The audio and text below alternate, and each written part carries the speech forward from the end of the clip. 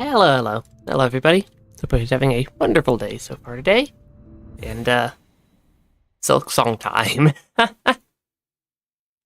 Jump right back into things. Alright, we were at Songclave. I did not remember where we left off. Okay, apparently we have a wish on the wish wall here. I did not remember where we had left off last time because it's been a little while. Actually, it's only been like a week. I should not have that hard of a time remembering what we were doing like a week ago. Alright, we were getting enough rosary beads. I think we need like 2,000-ish to buy out all the shops. And I think we were just farming that over to the left side. So I should probably finish what I was working on last stream. Yeah, finishing what I was working on last stream feels like a good way to start this stream off. Hey, look, money. Because the shops are expensive, but we definitely are going to need to complete all of them at some point or another here. And then go bash up whatever bosses we can find that still exist. Okay, I need to stop getting hit by those enemies. They're not... Some enemies aren't that overly difficult to deal with, but they do like to clip me just a little bit. Now, these enemies are, I believe, the ones that I've been electing to use as my source of rosary beads for purposes of buying out all the shops. Hey there, Cesarid. Welcome to stream.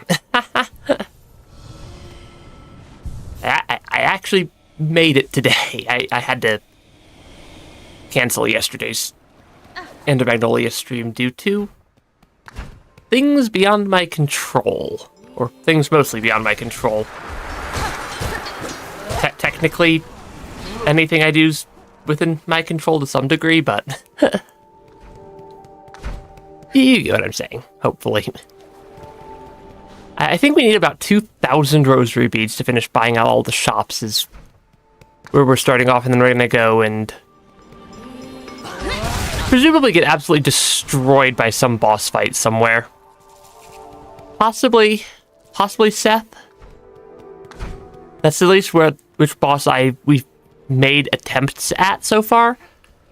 Though I know of a lot of bosses hiding around the game at this point. Because there really are just a lot of them. There really are just a lot of bosses everywhere. Up here, because there's bosses up here, there's Seth, Shrine Guardian, there's... I think it was called Watcher at the Edge that we found. There's the Pin Master, or the Pin Master quest that we got. We picked up the Pin Master quest. I think I picked up a second quest for what I'm guessing is probably Trobio. I don't know what the Distressed Bug is.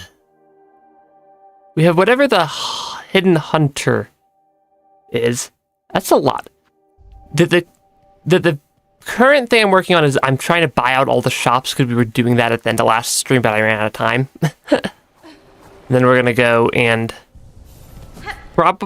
We have collected 2 of the 3 hearts we need, but there's still 2 more on the map because we apparently picked up one of the bonus hearts without entirely intending to. So the long-term goal is to pick up the bonus hearts. Short-term goal is to finish just buying out the shops so I stop having to worry about missing something from the shops on my completion percentage, because I am eventually long-term goal is 100%ing the game.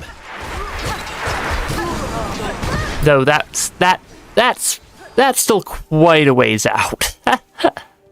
100% of the game is still quite a ways out. So But that is, I suspect, going to require me to actually purchase out everything from the shops at some point or another, and who knows, they might come in useful for some of the Act 3 bosses. Because we have both the heart that's, I'm presuming is hidden somewhere behind Shrine Guardian Seth, and then the one hidden in Coral. Both of which are slightly...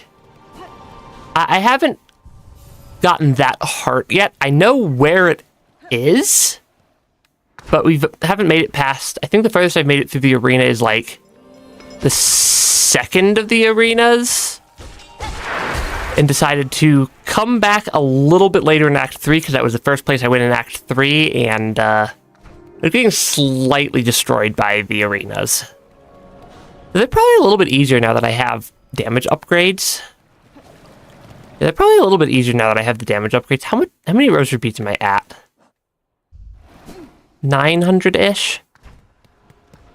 My very vague memory of when we were doing this last stream is we checked and that we needed around 2,000 to finish buying out every shop I know of in the entire game. Most of which is for either Bellholm stuff or for the Stitch Fly Thief. Yeah, late game stuff. Yeah. Yeah, we got a damage upgrade. I know for a fact that there's another mask shard hiding somewhere. Because we have 1 out of 4, and 2 of the 3 remaining are marked as quests right now. So I'm presuming that there's either another quest that I just didn't unlock yet for a mask shard, or there's a Silksong path that opened up somewhere in the game. And that would also presumably help with the arenas in Sands of Karak. Because that area, Coral's a little bit scary. Hey, the Holler Elf, welcome to stream. Currently, I'm just trying to get 2,000 rosary beads so I can finish buying out the shops in case one of those items winds up helping me with any of the... Like, well, it feels like there's a boss in every single room I go into in Act 3, even though I know it's not quite like that, but I know of at least 5 or 6 bosses at this point, which are causing quite a few problems.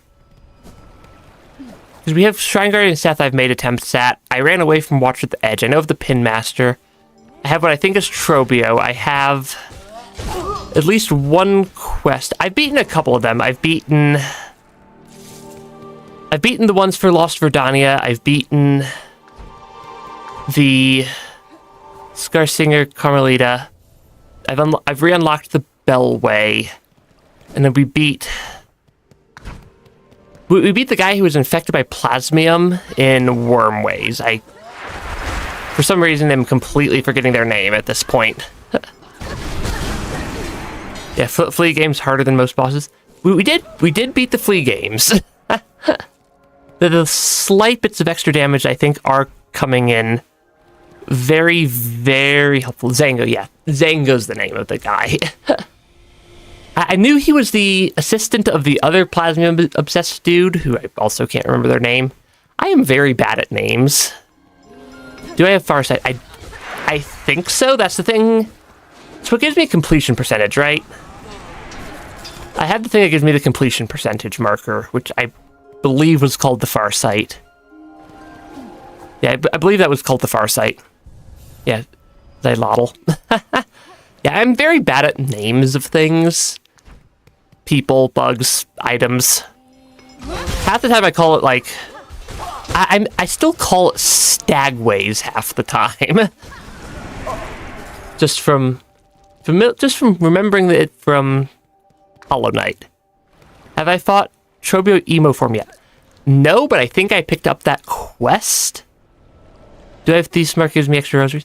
From what I've been hearing, Thieves Mark doesn't actually give you extra rosaries, it just moves them earlier in the fight, which doesn't really help if I'm defeating the enemies anyways.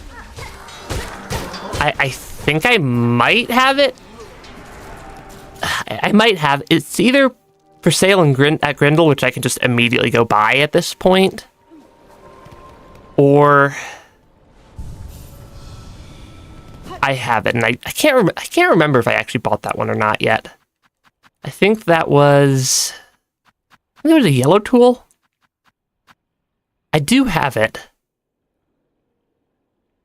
Because it says gain extra rosaries from defeated enemies. But from what I keep hearing from people, it sounds like it just gives you... It sounds like it's kind of a scam and doesn't actually give you extra rosaries. But I suppose I can check. Because we're getting about 50-ish a time right now. But yeah, I do think I picked up the quest for Trobio Emo Form, because I'm guessing that's what that quest is. Because yeah, I don't need... For what I'm currently doing, I don't necessarily need the compass. So it doesn't hurt to equip the Thief's Mark, and if this actually gives me more rosary beads, and I've been being lied to the entire time, that would be kind of amusing. Okay, that doesn't feel like too many, like it's actually giving me more? Because that put me at 14, just under 1450. That put me at just under 1450. Which I think is not a ton more. Yeah, if I get hit, I'll lose some though. Yeah, that feels like it's about in the same range. Plasmium File is a secret mechanic. I did hear about that. Something about like being able to use it with the Architect's Crest. I don't think that's giving me enough extra rosaries. We will be done getting rosaries here momentarily though. Because I believe I only needed like 2,000 to actually buy out every single shop in the entire game. From what I was seeing. Yeah, from what I was seeing, because we did the math last stream, and I think I got like just under 20, or just under 2,000, so like 19.7 or 19.8 or something in that range. But yeah, I do remember hearing about the extra, or about the secret mechanic with the Plasmium File. If you like use it completely, then use the Architect's Crest to restore refill it, then use it completely again, I think is how it was described to me. Haven't actually seen it in action yet, though. I kind of want to at some point. Yeah, Hornet, but she's correct. Plasmium File abuse with Architect's Crest. So I did remember the description I got correctly then. Okay, we are at 1,600. We're getting there. Yeah, we're getting to the where we just buy out all the shops, and then I'm still not sure where the last mask shard actually is, because I know I have one of the 4 that I'm assuming are the Act 3 exclusive mask shards. I know where 2 of them are because they're from quests. Which, the fact that I'm not seeing any other quests, and I've at least seen a decent chunk of Act 3, implies that there's a Silksong somewhere that I'm missing. Which would entirely make sense for there to just be a random Silksong spot that opened up somewhere, or that's been opened somewhere that has a mask shard in it, and I just never actually realized, or have yet to realize it actually exists. Because it would be nice to get my mask shards complete at some point. Because that's probably going to help significantly with at least the Sands of Karak boss fights.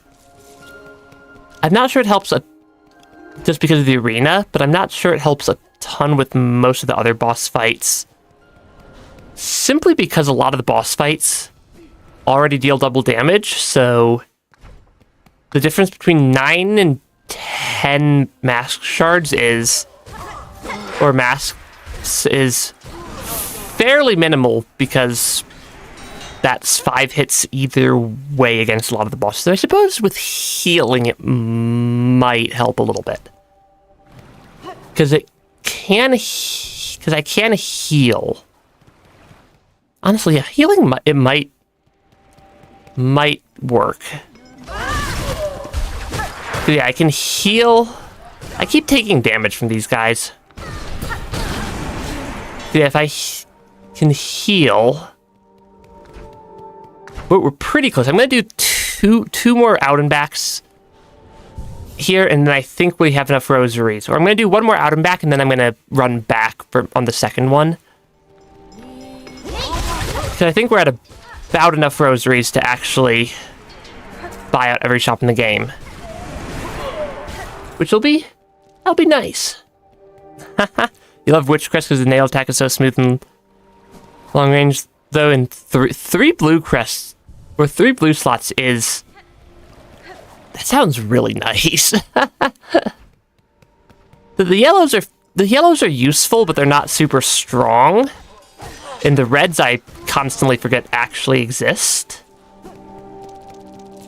Yeah, there are a couple of enemies on the run back here as well, which I believe I will get enough rosary beads from in order to... I'm gonna heal real quick. I believe I get enough rosary beads from these guys. Yeah, I believe I get enough rosary beads from these guys as well that I will be at basically 2,000 by the time I get back to the fast travel point. Which means I'll be able to buy out... I believe it was just Bellheart and Grindel that we had left for shops. Because I think we already bought everything out from Songclave shops. Or Jubiliana at Songclave. Because... Okay. Okay, I think there's enough rosary beads at least to purchase everything that I know of that's purchasable in the entire game. Because I believe we already purchased everything from Jubiliana here. Yeah, because I think the rosary beads or the rosary string is an unlimited purchase. So I'm not honestly super concerned with that one. And then it's just up to deciding what boss we lose to 30 times in a row after I finish buying everything out of the shops. Because there's a lot of them. Because we have Trobio not that far from here. We have the Pinmaster somewhere. We have a quest somewhere in Farfields. We have Watcher at the Edge. We have Seth the Shrine Guardian. I guess I could make attempts at Coral, but I don't think those are going to go very well. I don't think attempts at Coral will go very well. I'm going to buy everything up from the Bellheart shop first, I think. Because... I don't know. It feels like Bellheart is on the way, even though, or to Blasted Steps, even though they're both there, cooking a rice. But yeah, there are. Yeah, they don't seem very. I mean, Bellheart did survive. Okay, apparently there's even more things that got added to this shop. Because I think that these two were both not in this shop before. Okay, apparently we are still going to be short money. Because apparently we're still going to be short money because the Bellheart shop is now selling more things for the Bell Home. Which is... I think I'll deal with that later. The fact that I just decided to add 1,600 rosary beads worth of extra things to the shop since last time I looked at the shop. Where did those even come from? Because those were definitely not accounted for in my calculations on how many rosaries I needed to purchase everything. Oh yeah, and we also have Garmond over here as a boss fight that we need to complete at some point. Because yeah, I had calculated the first two things from the Bellheart shop. And then I had calculated for Snitch's pick here, even though I'm pretty sure this is 130% a scam. Hooked tool for the forceful retrieval of loot from bugs and husks. Steal rosaries and sell shards while dealing... Yeah, I think that one's basically a scam. But yeah, so apparently we're still short money, but I don't want to farm more money at the moment. How difficult is the Garmond fight? Because Because that is an Act 3 boss. And I kind of want to help Garmond out. Let's not fall into the angry sand on the way down here, though. That would presumably not be great. We deal a decent chunk... Yeah, we deal a decent chunk of damage. Yeah, I deal a decent chunk of damage, though. This is a... slightly tough... Okay, this boss fight seems a little bit on the tough side. That attempt did not last very long. Yes, this is a note to self. The Garmond fight is not exactly trivial. I'm not sure why I expected anything other than a super difficult boss fight at this point in the game. Every single boss fight has gotten progressively more and more difficult as things have gone on. Also, the fact that Garmond is, like, black-threaded, I think is what the game describes it as, is absolutely terrifying for my survival odds here. Because they got a lot stronger than I remember them being from last time we sparred with Garmond at one point in Act 2. At some point we sparred with Garmond, and they were not nearly this dangerous. Oh, I didn't let my silk fully recharge at the bench. I really need to remember to let my silk fully recharge at the bench before I run off to fight bosses. Because that little bit of extra silk does give me a buffer. Yeah, I think the thing that's going to give me problems with the Garmond fight here is all the black-threaded stuff that he keeps spewing out everywhere. It really is covering, like, the entirety of the arena. And this is not the boss fight I was intending to go do either, but we just happened to be over here. I fell in the sand, and I also didn't let my silk regenerate, which was two mistakes in a row right there. Yeah, letting my silk regenerate as well. I actually don't know if that helps me that much in this fight, because Garmond does steal my silk. Yeah, Garmond does steal my silk, which is a little bit on the terrifying side. Actually, it's more than a little bit on the terrifying side. Because, yeah, that is highly problematic. Okay, he spews out... Okay, yeah, the fact that he has both a ranged and a not-so-ranged attack keeps causing me, severe issues here. Okay, we got a stun off. That's the first time I've ever gotten to the point where I could even get a stun off on Garmond here. Though the attacks where he spews out the 1, 2, 3, 4... for, like, more ranged attacks, I need to figure out how to deal with that better than I am. Yeah, cross stitch is recommended but requires timing. I'm decent at timing if I can once I've learned the timing.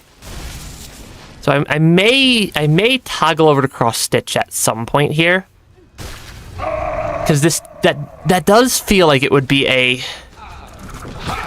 better option for this fight because of that ranged attack. Yeah, because that ranged attack is really hard for me to deal with otherwise.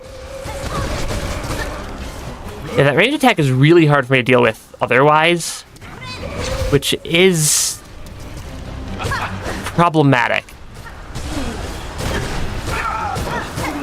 So I need to not keep getting clipped by Garmond. Yeah, this boss fight's a lot harder than I was expecting it to be. I was kind of half expecting, and I'm not sure why, because I have zero basis for it being the case. I was half expecting it to just be like, oh yeah, you can just run down there and bash up Garmond, which did not work. Yeah, if he spreads his Void Saw projectiles, he's gonna also do the Void Straight projectile. I have noticed that that those seem to be a paired combo. He also sometimes does the Void projectiles in isolation. Because that is... He didn't do it that time. So apparently it's not 100% of the time. But it is a good chunk of the time, at least. Because now he's going to do that again. There we go. Because if I can just avoid taking too much damage, I can eventually heal. Though also... Yeah, he doesn't... Okay, it's not always immediate, I think is what's going on there. Though also, if I can jump over him, that also works. Yeah, because I can jump over Garmond when he does that. Okay, I can jump over him when he's going to do the Void projectiles. Because he can't fire... He doesn't seem to be able to fire them more than like a 90-degree arc in front of him where he fires the first one. Because the gaps do exist, but they're not the easiest things to hit. Also, I did not let my Silk regenerate there, which is unfortunate. Because yeah, I really need to figure out a better way, because instead of running away, if I jump over him, I can get like 2 or 3 hits off. Okay, that kind of works. Yeah, that kind of works. At least a little bit. Okay, that kind of works at least a tiny fraction of a little bit. Which means, I mean, I am surviving a little bit longer than I did on the first attempt. Okay, he does not seem to always fire off the Void projectiles. That's the first time I've gotten him to 2 stuns, and I think that actually worked.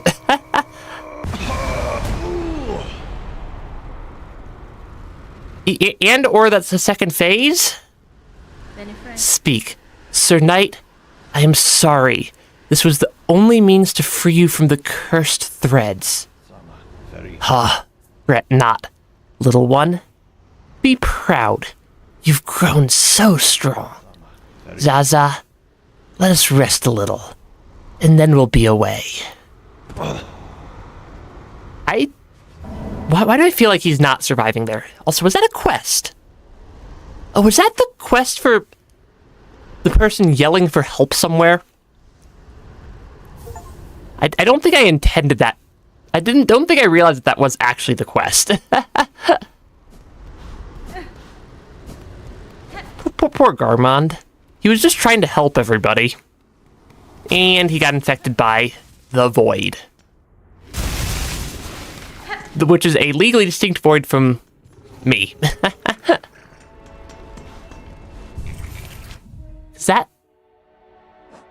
That was... I think... Was that a Bellheart quest? I think that was a Bellheart quest. Because we did mark off the quest. I did not realize that there was a quest for defeating him. I thought he was just a separate boss somewhere. Though I suppose it makes sense that he would be making like that. I think it described him as like crying. Oh, where was it from? Or was it, or have I already just completed it by Okay, I have already just completed it.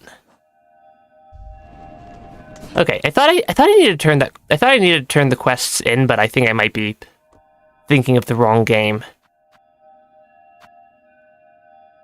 These two are going to be interesting. I think both of these ones were going to give me mask shards for completing them. I know about the Dark Hearts. I don't know where the Hidden Hunter is. But I'm guessing it's somewhere in Farfields, because I think we ran into into a trap that was probably related to that. I have no idea how to even approach this quest. The boss I was intending to face off against at some point here was going to be Seth the Shrine Guardian. Because we made a decent number of attempts against them last stream. We made a decent number of attempts against Seth last stream and had an approximately 0% success rate. Which honestly kind of tracks given the bosses in Act 3. And the fact that Seth is very, very highly mobile. I needed to not get hit by that enemy. And given Seth is an extremely highly mobile boss, there is a Void Heart there. I kind of want to just deal with that Void Heart. We're going to need to deal with them. I think there's more than the 12. Or at least I've noticed more than the 12 that the game reports. That is a terrifying attack every time that happens. Yeah, I'm guessing that there's more than the 12 that I'm required to defeat for the quest, just from what I've seen running around prior to the quest. But now that I have a quest to actually destroy them, and know that I can destroy them, I suspect I should just destroy them as I come across them. Since it's not like they're doing anything useful. They're basically just a evil pile of void. Yeah, they're basically just an evil pile of void being whose only job is to be evil. I'm surprised I actually remembered what the button for Silksong was there. Because I've definitely forgotten that multiple times already. I've definitely forgotten the button for Silksong more than once. Which is more times than I should have forgotten. Such useful. Hey, welcome back. We beat one boss. Now I have about 30 other bosses to lose to. Act 3 really does feel kind of like it's decided to just go boss rush mode. I am going to pay for the bench. Solely so I can respawn here. I'm going to go and probably get absolutely beaten up by Shrine Guardian Seth multiple times in a row. Just knowing how this went last time, or last stream, when I made an attempt against Seth over here. Okay, I'm gonna take out this thing as well. Because it existing is not actually helpful. Yeah, I got the shortcut. I just never actually beat the boss. I think we did like 15 or 20 attempts last time. Oh, we do have stuff to buy from Architect. I think I'm missing some of the pale ore somewhere. I think is one of the problems I'm running in, or is something for the Architect at least. Yeah, I need to destroy a bunch of those anyways, and I've just not been doing that. Because I didn't realize I could destroy them at first. Or not pale ore, craft metal. For some reason I keep calling pale ore craft metal pale ore, and I am legitimately not sure why. They look vaguely similar.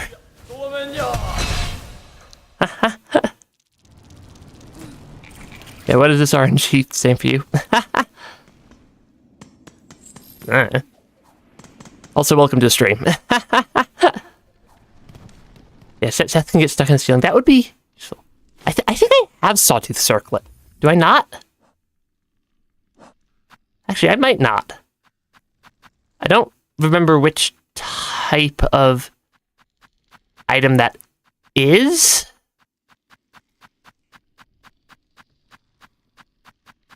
Now I have Barb Bracelet.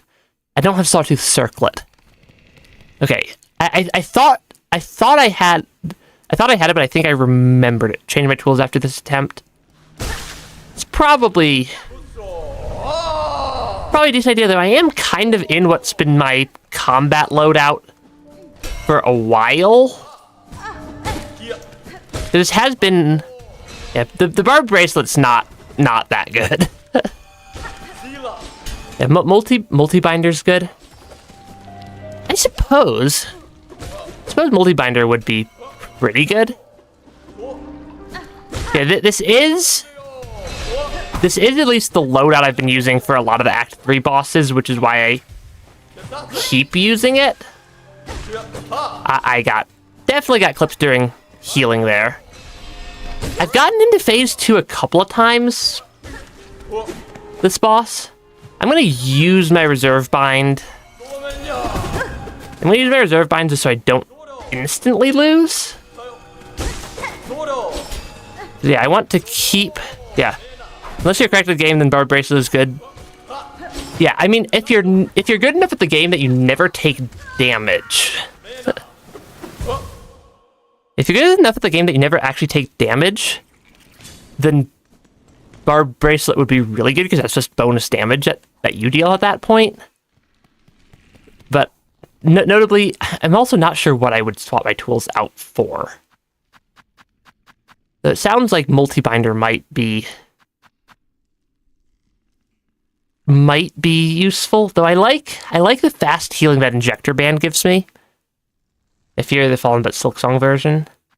Like, I do like the tools I have equipped.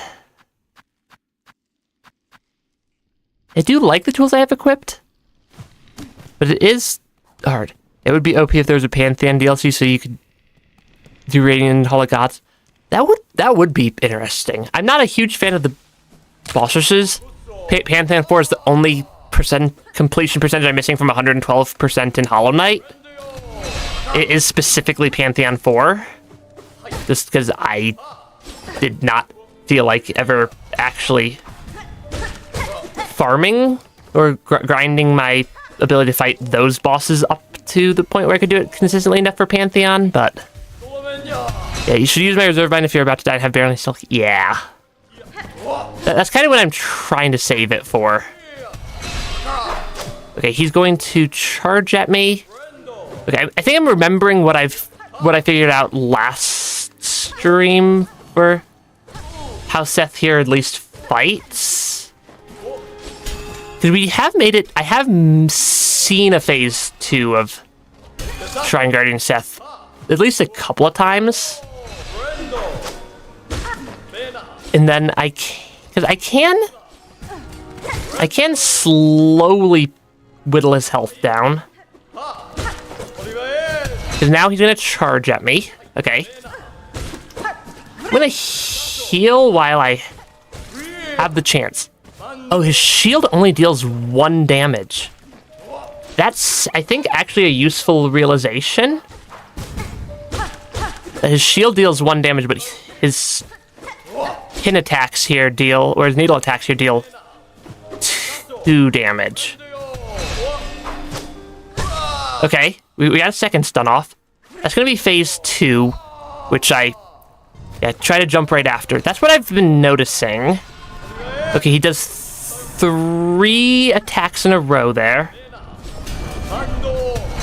1, 2, 3. Then he charges at me, and that gives me a chance to hit him.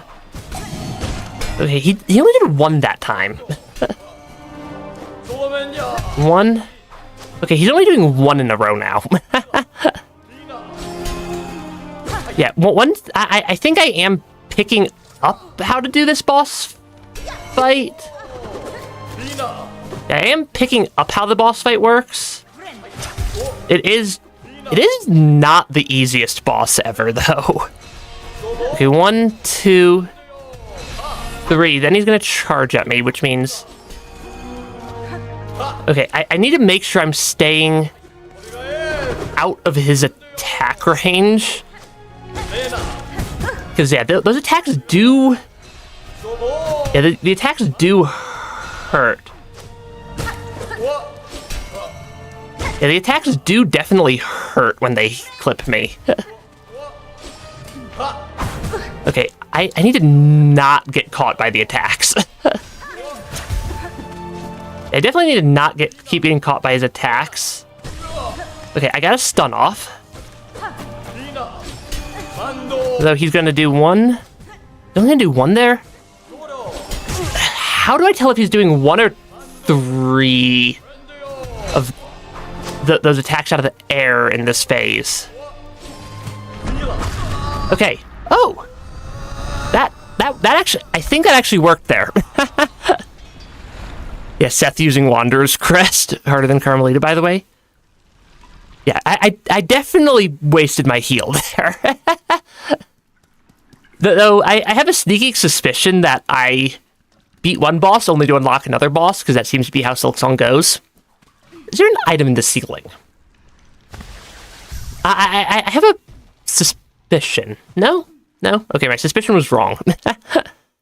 That is one more boss down. I need to unmark that boss on the map. I've been using the red dots to mark every boss that I know of. Yeah, I've been marking bosses I know of on the map with a red dot. So I suppose I should mark... Because I'm suspecting that Trobio is just Trobio over here. Even though I haven't actually run into them. And then I needed to mark... Where was my other yellow... Where did I use my other yellow pin? Oh yeah, the yellow pin are where I can use craft metal. Because I'm highly suspecting there's a boss in here somewhere.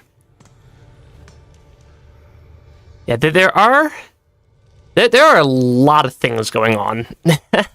lot of bosses. Here we honor the seed that sprung the wood. By her grace, may all bugs pass safe to join us and our song. I think I already did the Green Prince one over in Verdania. Because we got... That was actually the first of the hearts we collected was from Green Prince over here. Because I thought that might lead me to the heart that actually was Carmelita down here-ish. I suspect there's another boss in that area somewhere from the script I've gotten.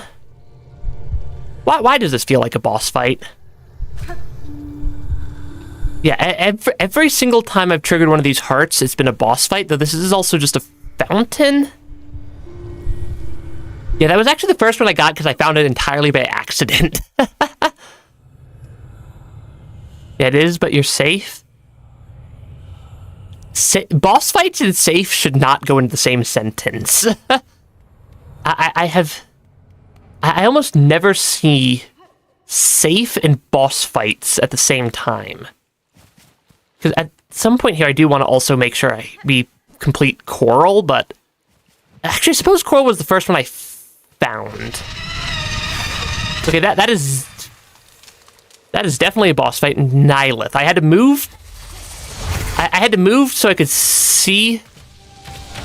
I had to move so I could see the boss name.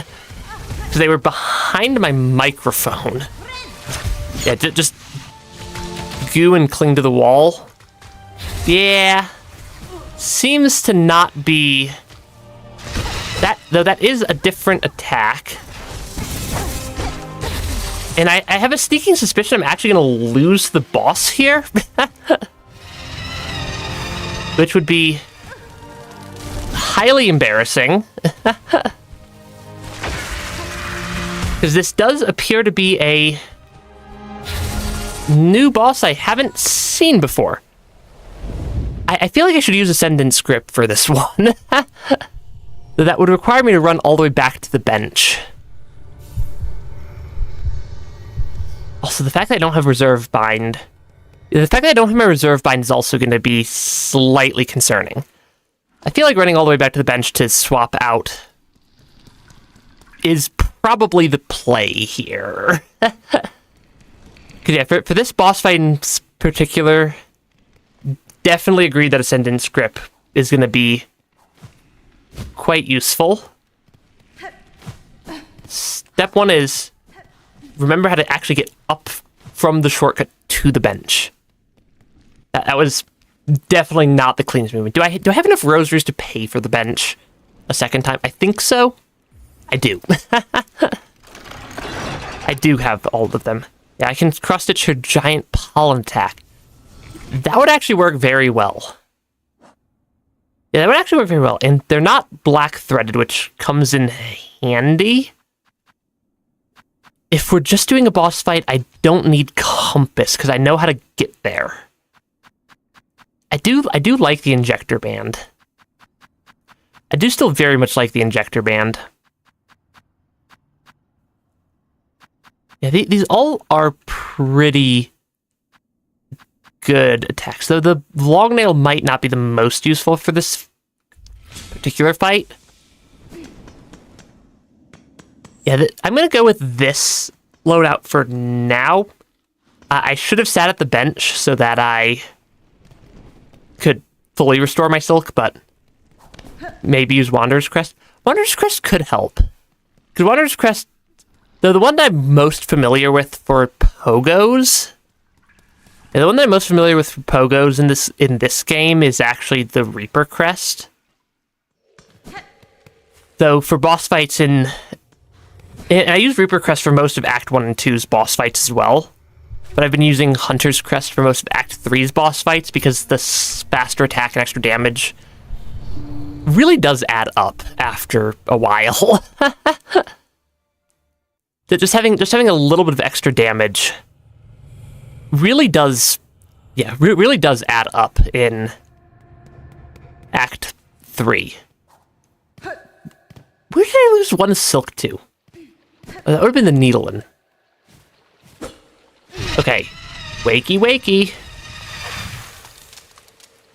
Yeah, if I can cross-stitch... Do I remember the button for cross-stitch? Maybe not. Right button, not left button. Okay, right button, not left button for cross-stitch. Noted. I took a lot of damage there because I did not remember the cross-stitch button. Yeah, don't forget to use Claw Line, it might be handy. Yeah, Claw Line would help. And also remembering to actually heal would help as well. That is very true. Yeah, remembering to heal would also very much help. Hunter's Crest Pogo is so hard. Yeah, that was basically me in Act 2 is I cannot figure out the Hunter's Crest, could not figure out the Hunter's Crest Pogo. But I really like the Hunter's Crest for damage and just how quickly it melts some of these boss fights. Which is... I don't know if I want to take off the Hunter's Crest due to the damage or the extra damage output that it deals.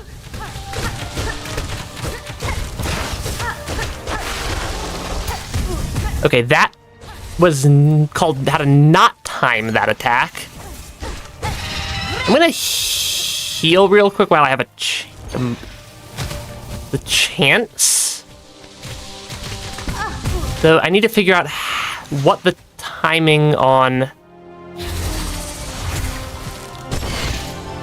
I need to figure out what the timing is for this phase, because now I no longer have a floor to stand on. I no longer have a floor to stand on, which is... Okay, it's gonna be later than that. I'm gonna gonna heal because I'm super close to running out of health there.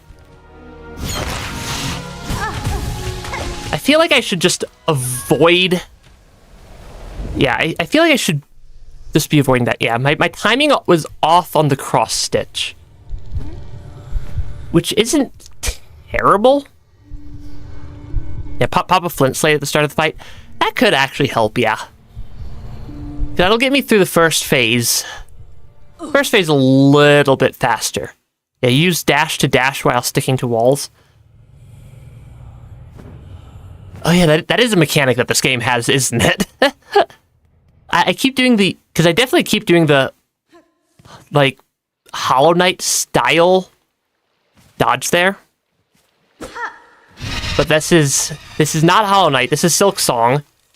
Hornet has about 50% more movement per movement. Okay, that's the timing, got it. Whether or not I can pull that off consistently is a different question. But once I figure out the timing for things, I can replicate it fairly well. Oh, I can't dash down, I can only dash up. I'm gonna heal while I have the chance. I tried a claw line there and it did not work. Okay, I definitely need to be more careful once we're into this phase. Because, yeah, there is no ground for me to stand on. None of those are actually gonna... Oh, I thought none of those were gonna hit me. The hitbox on those is a little bit larger than I thought it was.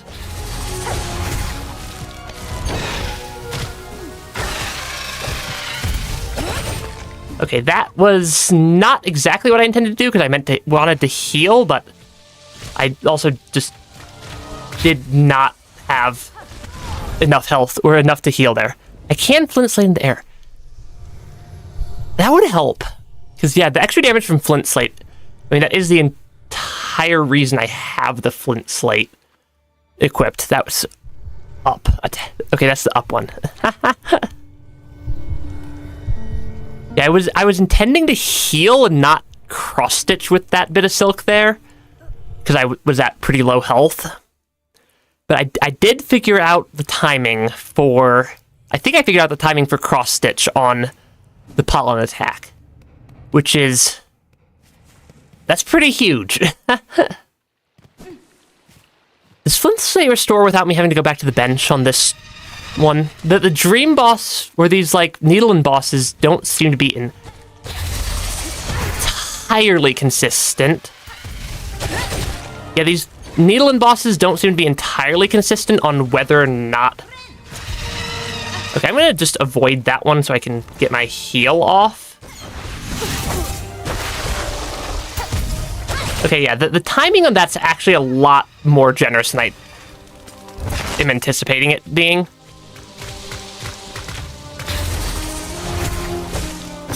Okay, I do want to heal when I have a moment to. Oh, those things have slight homing. Oh, that's what's messing me up on those. Yeah, the slight homing effect that those have is what keeps messing me up. Because I keep expecting them to not hit me, but then they definitely hit me. I should not have taken damage to that one. I'm going to actually use my reserve bind here, even though I technically don't need to yet.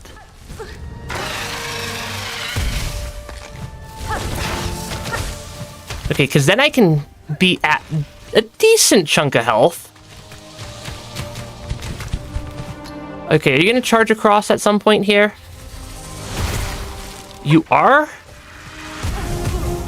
Which gives me a chance to attack you, but when did I use the flea brew? I see that I used the flea brew. Okay, I need to be way more careful there. I need to be way more careful of them attacking me directly. I definitely dashed in the wrong direction right there. Okay.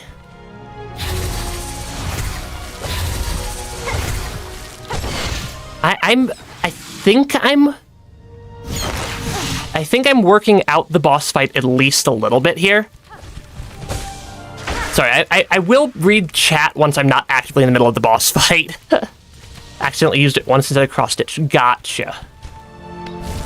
Yeah, I just... If I try to read chat too much in the middle of a boss fight, I will 100% lose the boss fight. Okay, I need to not get hit by those. You're going to charge across, which is going to give me a chance to hit you. Yeah. She said that AoE opponent attack, you quickly use claw line on the safe wall. That would help, wouldn't it? Because, yeah, I definitely also need to remember that Flint Slate actually exists. Yeah, can't wait to use Shaman Crest heal on Nihilith. that would kind of work, wouldn't it? I am figuring out the boss fight. Because we made it... I lasted a lot longer that time. And I figured out at least a couple of ways to avoid taking damage and or deal damage. Okay, a Flint Brew restored, so Flint Slate will... Or Flea Brew restored. I think I said Flint Brew by accident there. I can't read that attack happening... I can't read that attack happening fast enough to actually avoid it. I should have just claw lined there. I definitely should have just claw lined there. I'm gonna use both my heals.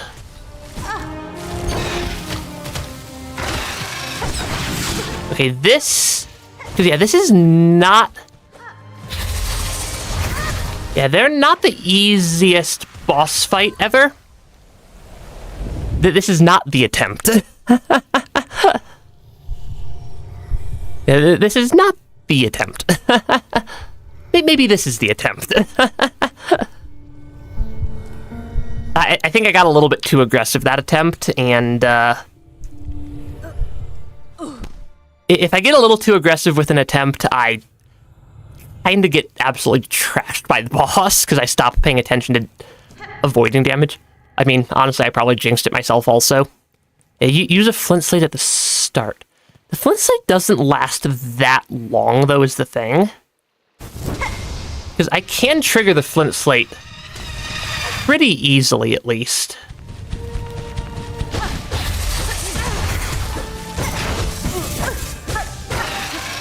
Okay, I'm going to use a heal instead of trying to just counter damage right there. Because, yeah, if I can avoid taking too much excess damage during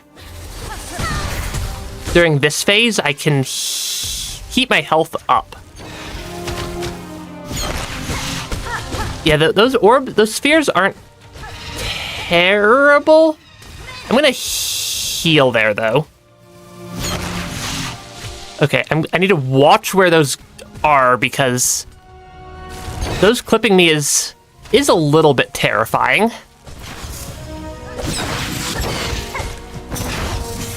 Okay, I remember. Okay, I've remembered the claw line button exists now. Progress is being made. I'm going to use my reserve bind there because I got down to 2 health. 1 health.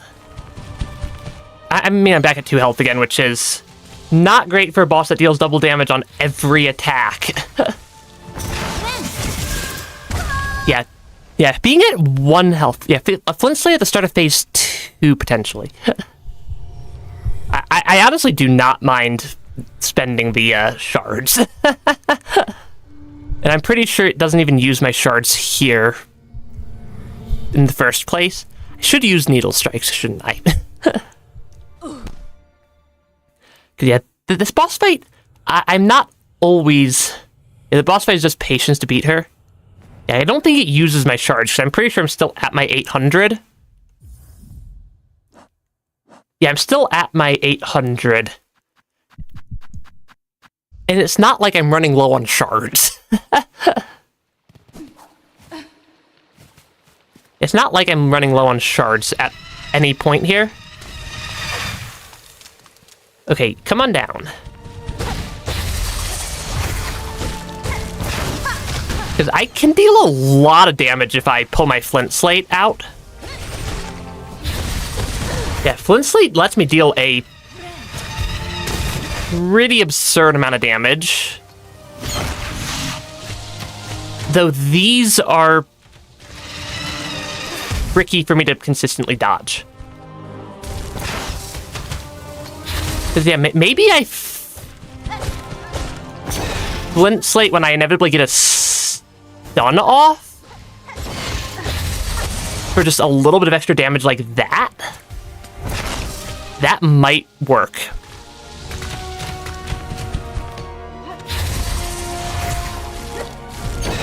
I definitely did not mean to fall all the way down there and miss that pogo.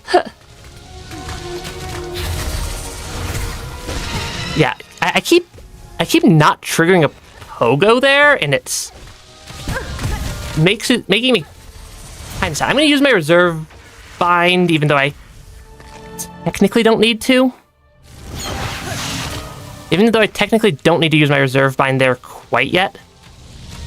I keep expecting to be able to dash down along the wall instead of just dash up. Because it's like a slide down and a dash up. Which keeps really throwing me off. Also, I tried to heal and I immediately got clipped right there.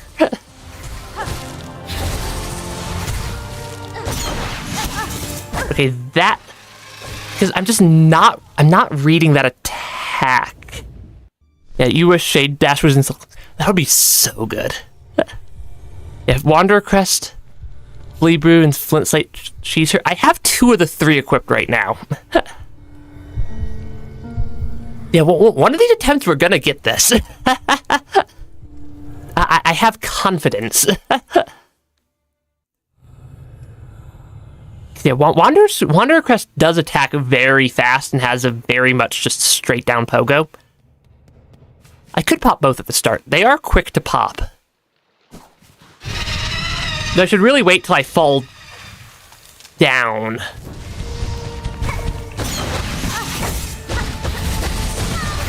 Yeah, yeah, I deal a lot of damage there. Though I also took a lot of damage. I also took a lot of damage right there. I can get my Flint Slate. I can re-trigger Flint Slate in this phase. I'm gonna... Yeah, I should prioritize healing over parrying that attack, I think. Just for my long-term survival rate. I should not try to attack them. Okay, I should really not try to attack them during that phase. I am at really low health, and I don't like how low my health is getting. I'm debating if I use my reserve crest or my reserve bind or not.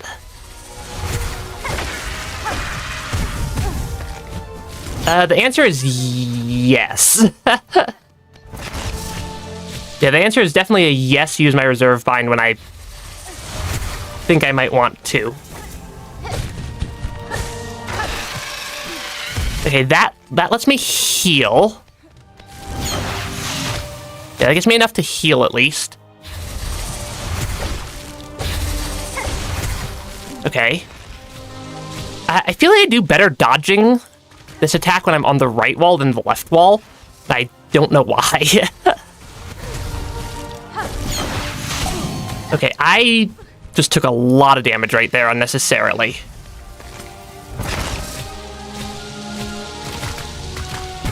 Yeah, I took a lot of damage right there that I did not need to take. And that puts me at really low health compared to what I'd like. especially for this attack. So I haven't died yet. I am still at 1 health though.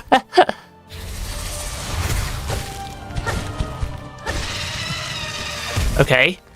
I am focusing very much on just avoiding everything I can think of, but that did not work right there.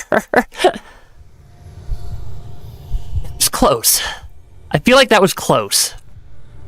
Because I'm guessing that the phase transition is at about half health. Yeah, I'm guessing that the phase transition happens at about half health. Yeah, Wanderer's Crest can parry faster. I suppose that makes sense. Yeah, I'm guessing that the second phase triggers at about half health for the boss, which means that it's around 70%. Okay. So I was probably at about 20% remaining health there. Because I can kind of, at least a little bit, count my hits. Yeah, I can kind of at least, I did not, I should really use my flint slate. Though I did take a lot more damage on that phase transition than I would have preferred. The fact that the goop orbs deal double damage, I'm going to use my reserve bind right now just to be safe. Okay, that was actually a really good claw line read on my part. That was actually a really good claw line read on my part right there. Okay, that gets me back up to full health. And we are in phase 2 with full health there. I should try to... Okay, I keep messing up that attack and just attacking them once on the way down instead of having the downward angle on my pogo. Which is entirely a skill issue on my part. I am getting better at reading this boss, though. Yeah, I am definitely getting better at reading how this boss fight works, which does mean I survive longer.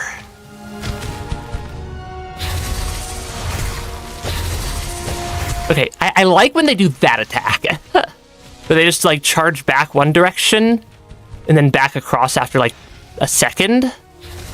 That's very good for me dealing... Yeah, that's very good for me dealing damage. I'm gonna heal while I have the chance and while I'm thinking about it. Okay, that one was a lot closer to the wall than I normally see these orbs. That orb attack get. Because yeah, normally the orb attack is not that close to the wall. Okay, I am fairly close to being able to get another heal as well, which is going to be very useful when I inevitably take a lot of damage due to something silly. Okay, that would count as a lot of damage from something silly. Yeah, I keep not down pogoing correctly. Because I keep just falling right past them. Which is mildly unfortunate.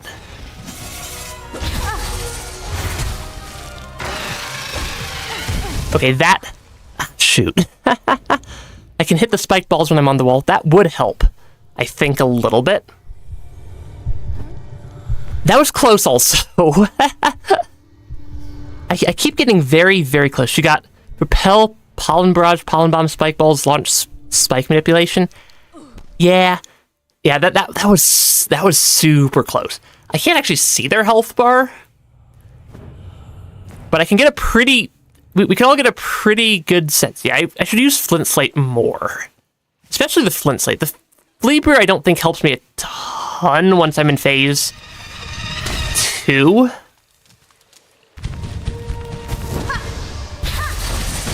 Yeah, the Flint Slate I don't think helps me a ton once I make it to phase 2.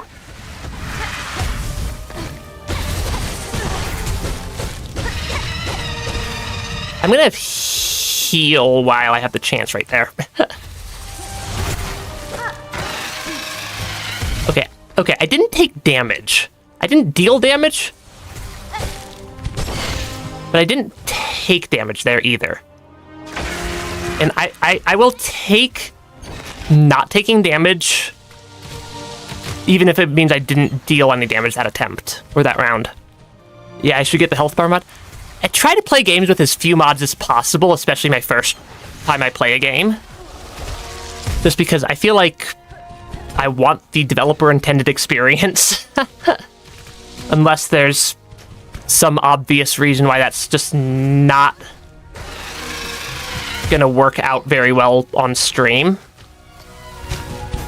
I should use the Flint Slate more. I should use it when I see them wind... I should actually trigger it when I see them winding up to come across, more so than when I see them prepping some other attack. So I should have used it right there. I'm gonna heal there. I'm focused a little bit more on health, on preserving my health bar over trying to deal every hit that I can right now, because like every other Silksong boss, if I focus a little bit more on not taking damage, I seem to do a lot better. Because I'm actually gonna use my reserve bind there. It's just a gut feeling on my part.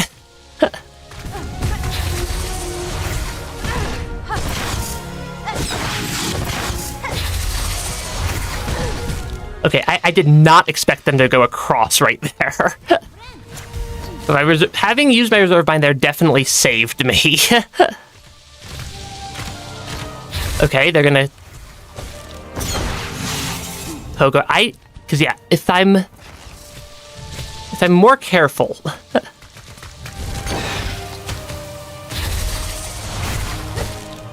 Yeah, be a little bit more careful. Focus on avoiding damage over dealing the maximum amount of damage. Heal before I take a hit at 2 health would be a good thing.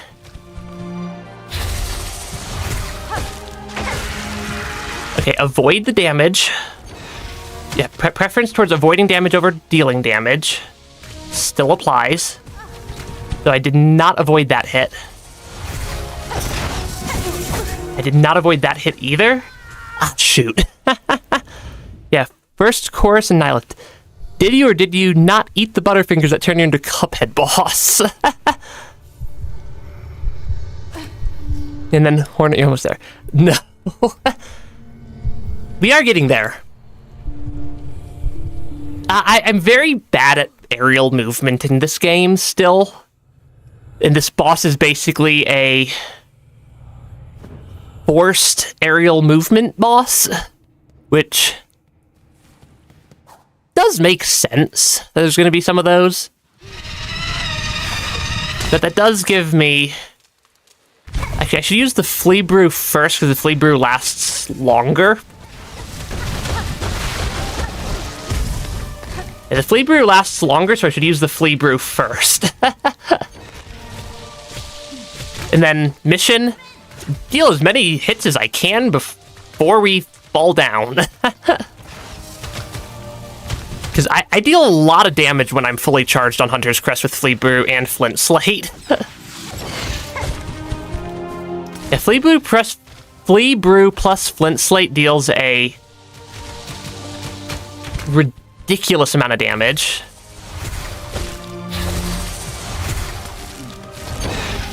And then we are in decent shape right now. I just need to not I just need to not goof up. Okay, that counts as a goof up. I just need to not goof up too many times doing this attack, or during this phase. Because I can dodge a lot of stuff. I can also just randomly fall into the spikes for no reason.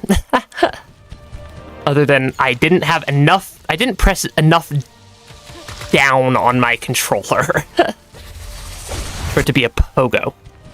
If I get caught in there, I should cross-stitch. Yeah, that's fair enough. That does give me extra damage output. Though I am doing a decent job I am doing a decent job, I think, of learning the boss. I really need to use the flint slate more. Oh, right. If I try to dash down, I take about 9,000 damage because I just, like, instantly go straight down. I'm just kind of watching what the boss is doing. Not even really watching where I am. That feels like it shouldn't have clipped me, but I know that was gonna. I knew that was gonna clip me, even though I felt like it shouldn't. Come on, Nyla. You definitely want to charge at me, right? And then have me go the wrong direction. Okay, that was not an equivalent exchange of damage there.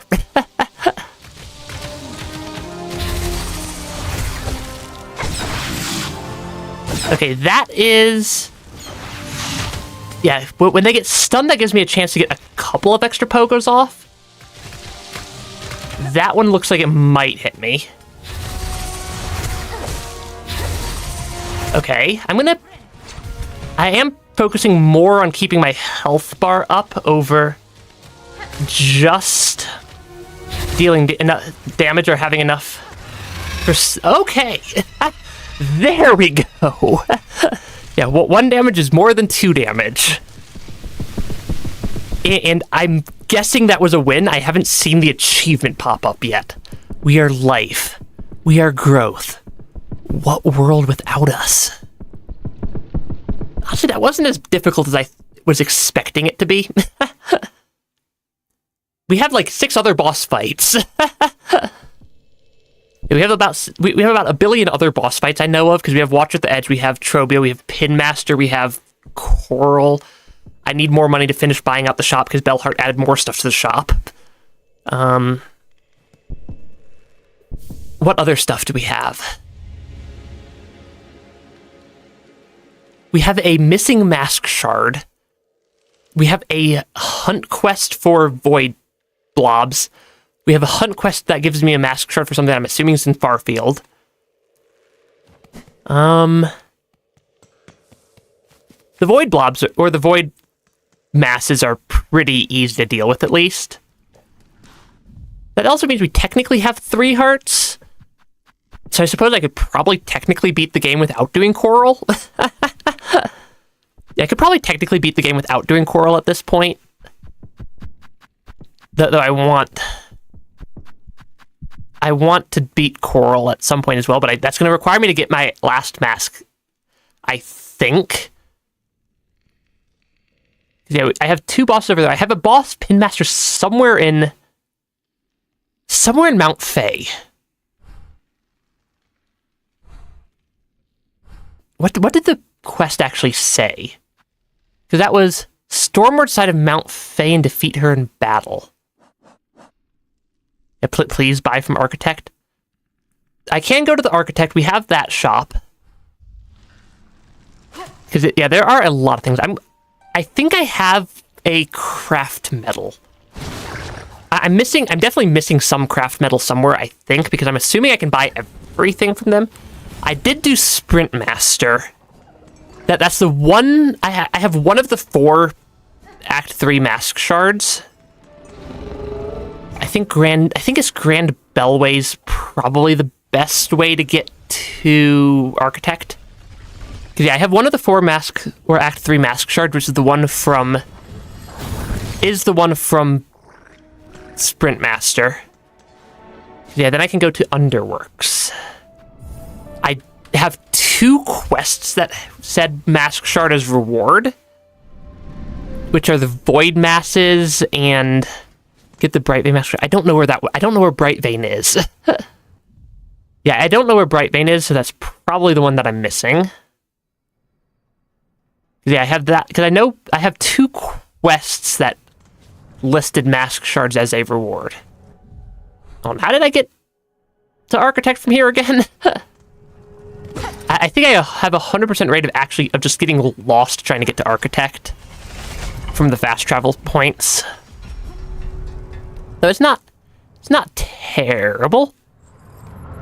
That's Mount Fay. That is where it said Pinstress is. And I was told I should get the Sawtooth Circlet from Architect, who is over here, I want to say? Maybe? Excuse me, where are you? Are you hiding from me? I think they are hiding from me. I know I can go up here at least. Did they leave me? Oh, it's up here. Oh, I remember where it is now. Is it through here? No, oh, it is through here. There it is. Master, I have communed with the shrine above. Your learnings are unique. Techniques born of cogwork hearts. Their mastery will require some commitment on my part. Oh, I don't think I ever talked to them again after stealing the Architect crest. Bug Red, you are the first organic shell to fuse our memories. Such behavior. My line would have believed it improbable impossible. Still, your broad arsenal did suggest strong affinity with the mechanical craft. Enough to allow access to our thought store. Yours is an impressive skill, Master. I am grateful for the insight. Okay, so this is more things I need to buy at some point in the future. I have no money. I would buy the Sawtooth Circlet, except I am currently flat broke. Yeah, stream chat got delays. I don't have any rosary necklaces either. I have 54 rosary beads right now. Yeah, I am slightly broke. I was farming money before, but I spent all that money on random things from the shop and getting scammed by Grindel. That fast travel's not gonna work. I spent it all on money from the shop and mostly getting scammed by Grindel. At some point, I'm gonna need to farm like 3,000 or 4,000 more rosary beads. At some point, we need to farm like 3,000 or 4,000 more rosary beads. Is there a faster spot than where I was farming for money? Because it's entirely possible there is just a faster spot. Yeah, got 1,300 rosaries in Dying Biowater. That also, though, the thing I'm noticing is that also means I'm probably missing, that was what, 3 craft metal point? Or 3 things for craft metal up there. I'm going to check Deep Docks real quick, because there's a craft metal shop down here as well. Crawl Lake. Crawl Lake would give me a decent amount of money, wouldn't it? Yeah, I'm suspecting that there's a decent amount of money, because there are a good number of enemies over there. I do want to check how expensive this is. I didn't lose any rosaries from dying, actually. I should re-equip the compass. Because, my navigational abilities are not the greatest in the world. So we are... something, lots of text. To return from below is proved as difficult as a climb as I have ever faced. In time near, I will need to descend again. Then twice mad you are, Bug.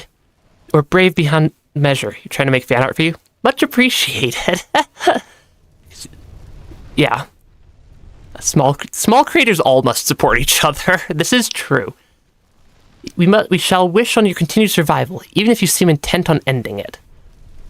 Okay, this one's actually just money, so I'm missing, I think, 2 craft metal. Is there a point here that I can get the fast travel back to the fast travel? Because, yeah. Magnetite brooch and Thief's Mask equals farm. I suppose that's probably true. Because, yeah, it's been a little while since I've been over to Craw Lake.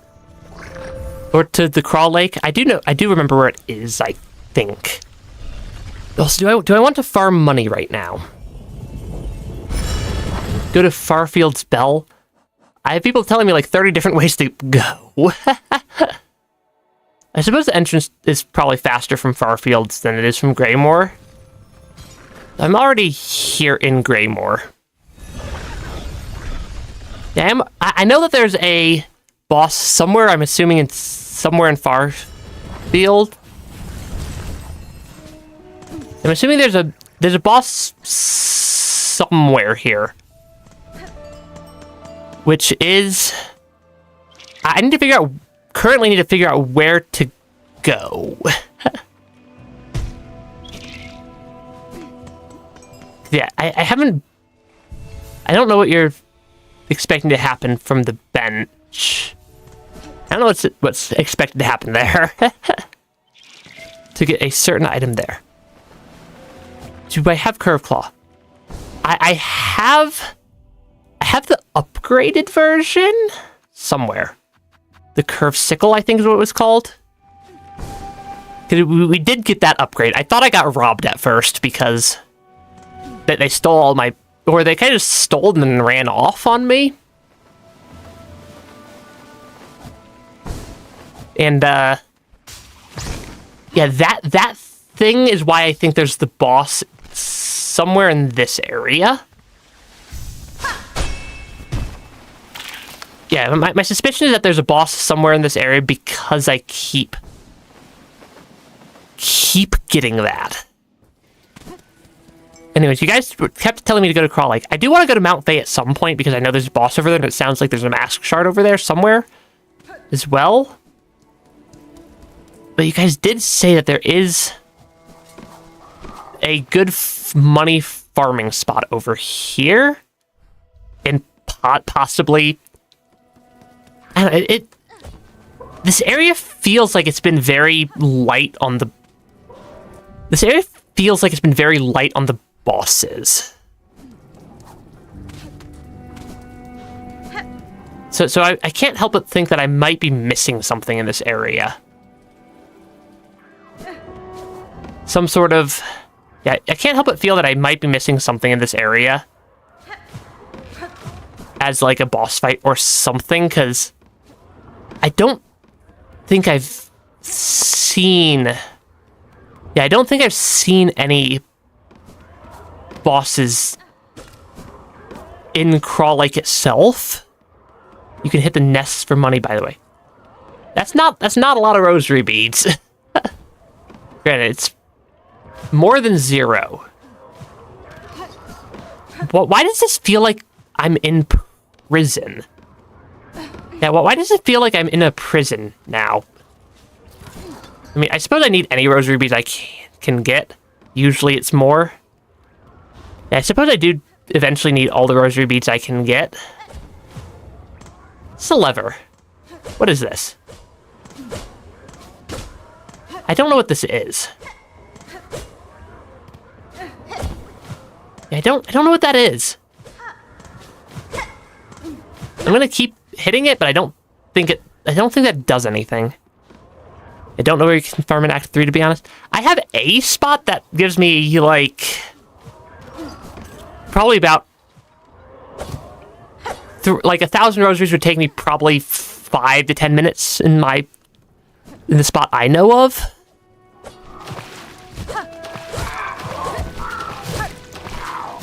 Because there are spots that give me money. Yeah, that does not instill confidence that this is a good money farm. Hunter's March might actually be better than where I've been farming, because where I've been farming is these 3 guys right here, because it gives me about 50, because it takes me about 30 seconds and gives me about 50 rosaries each time, which is not the fastest, now that I'm thinking about it. That's not the fastest now that I'm thinking about it. Either way, I'm not going to keep farming rosaries at the moment, I don't think. Yeah, Thief's Mark would help. Though, what are the 2 craft metal I'm missing? That honestly has me more curious than anything right now. Because, like, apparently, I know there's a boss fight somewhere in Mount Fae, and apparently there's a mask shard out here also.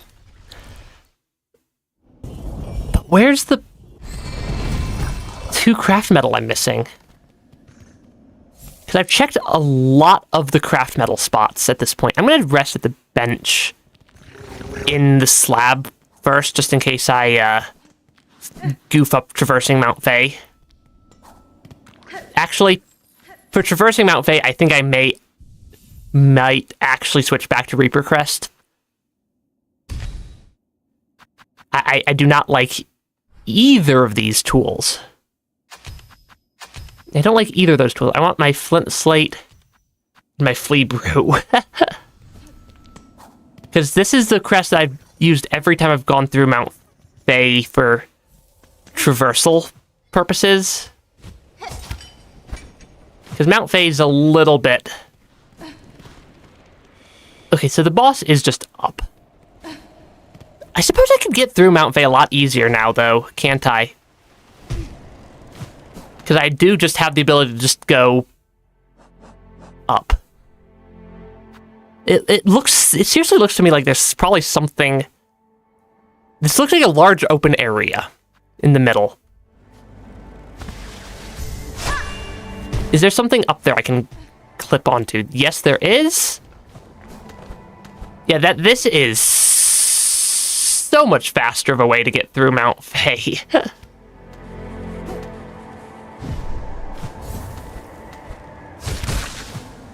Yeah, that is... It turns out that having the ability to just go up... Is that where Brightvein is? Where would the entrance be? If it's an Act 3 entrance, which I'm assuming it is because... Yeah, I'm assuming it's an Act 3 entrance. I'm assuming it's going to be an Act 3 entrance, which would imply it is going to be an up. That does not look go-uppable.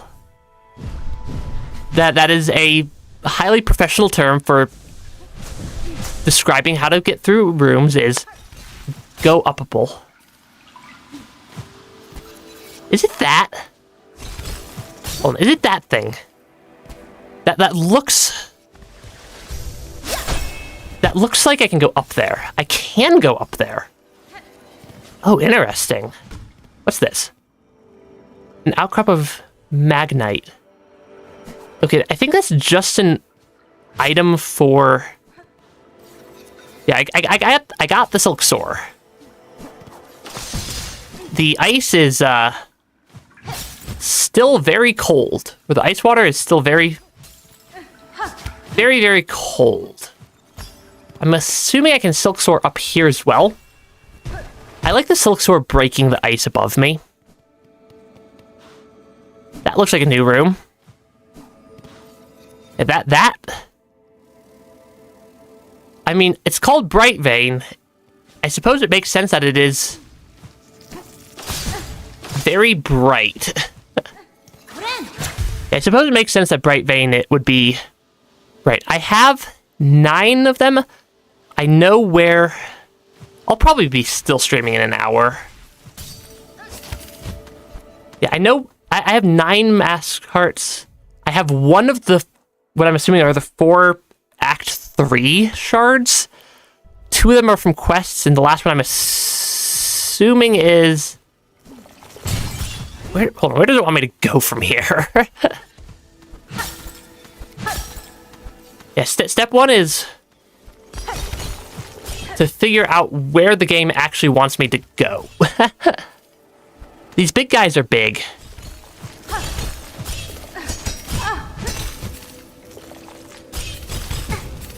Yeah, these guys are a little bit weird. And it sounds like the last mask shard I'm missing is probably somewhere up here. At least that's what I'm getting from the descriptors of this area. Is that there's probably a mask shard here somewhere. Can I not make it up there? I cannot make it up there directly, but there is a platform off to the side, or not a platform, a guy I can poke off to the side that will get me up here. Because I can make it a I'm decent. I've gotten decent at the platforming in this game, I think. We're still going up. Is that the mask shard? Okay. That actually wasn't terrible. Because I know where the other... I know approximately where the other two are. I don't have their exact I don't have exact locations yet. That's also a very tall room.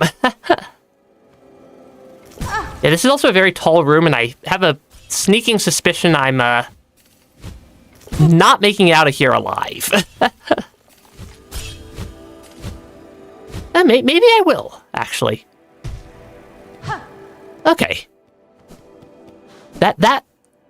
Yeah, so I'm either very good at the parkour or I'm very bad at the parkour, and there's no in between if I'm just like okay at it. But yeah, that does, I suppose, count as having gotten the last mask shard that I didn't know where they were or where it was. I still have to collect the other two, but I know that they're from... two quests, which is an honestly workable amount of information.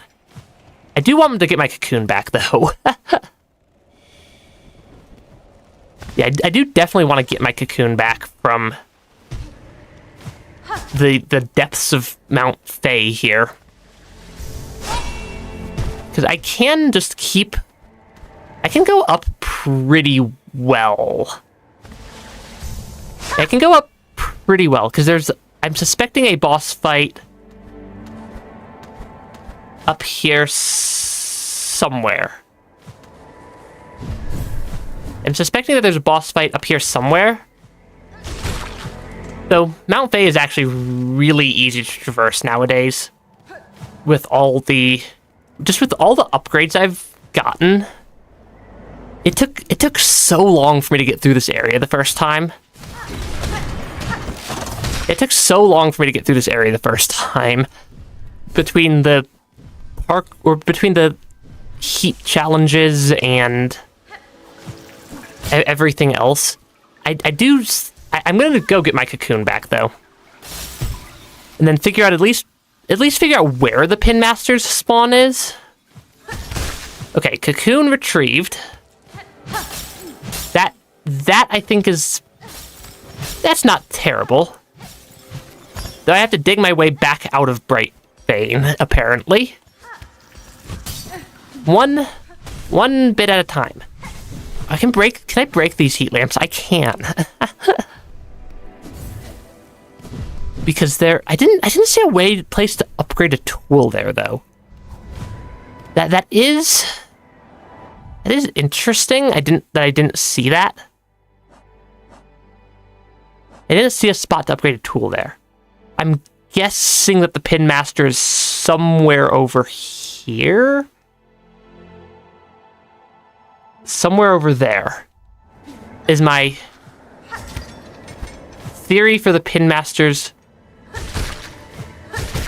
current location, given given that they describe themselves as being on the stormward side of Mount Fey, it's the only spot I can think of that would meet the description of stormward side of Mount Fey. Oh, I almost made it up directly there. Okay, that... Honestly, why am I not just using my Silksong to get at least a decent chunk of the way up? I Silksong from here? Yeah, the location where I got the Fade Down Cloak, that's like all the way up at the top. The Fade Down Cloak was like absolutely all the way up at the top. Okay, remembering that I can skip that is going to be useful if I need to climb up here again, because Fade Down Cloak was, I think, right there at the peak. If memory serves, they left their coat here. Oh, I'm gonna go to the bench first. Yeah, I think I go to the bench first. Well, I don't know why I'm going to the upper bench and not the lower bench. One of these benches is significantly easier to get to. Yeah, they're just chilling up here. Because I did purchase this item already. But I did already purchase that item. I did also just fall into spikes, which is not optimal. All right, I need to go down the right side of the spikes, not the left side. Turns out if I remember how to navigate, it will presumably be quite helpful. I'm gonna also fill up my silk while I'm here. Because I do have all the memory lockets. I do have all the memory lockets, at least.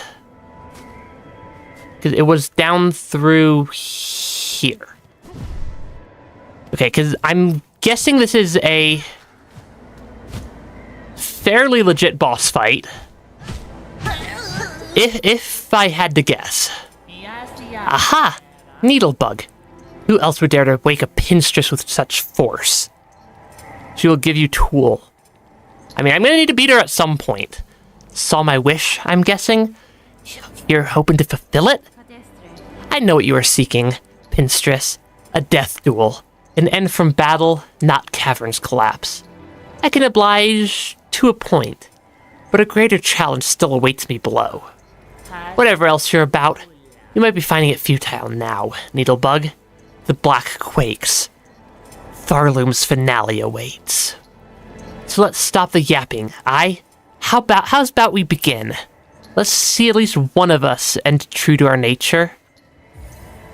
I'll give him at least a challenge. I'll at least challenge Pinstress here. Don't know if I'm gonna beat them this... Or I don't know if I'm gonna beat them this try, probably not. I'm also not entirely sure... Oh, the fact that they can, like, hover in the air does make them a little bit of a threat. And the fact that they can hover in the air does make them a little bit dangerous to me. I'm also not in my combat loadout. I also don't have my combat loadout. Which is mildly terrifying. Because I do like my combat loadout. Yeah, if I beat her, she will give you tool. I want tool. I want tool, but also difficult boss fight. I should definitely make sure they get marked on the map in case I wind up leaving this area to go clear a different area at some point. Though this is a fairly straightforward run back, at least. Okay, they get this is boss fight marker. Then I can wake them up. Do I have to go through this dialogue every single time? Okay, so I can at least skip most of it.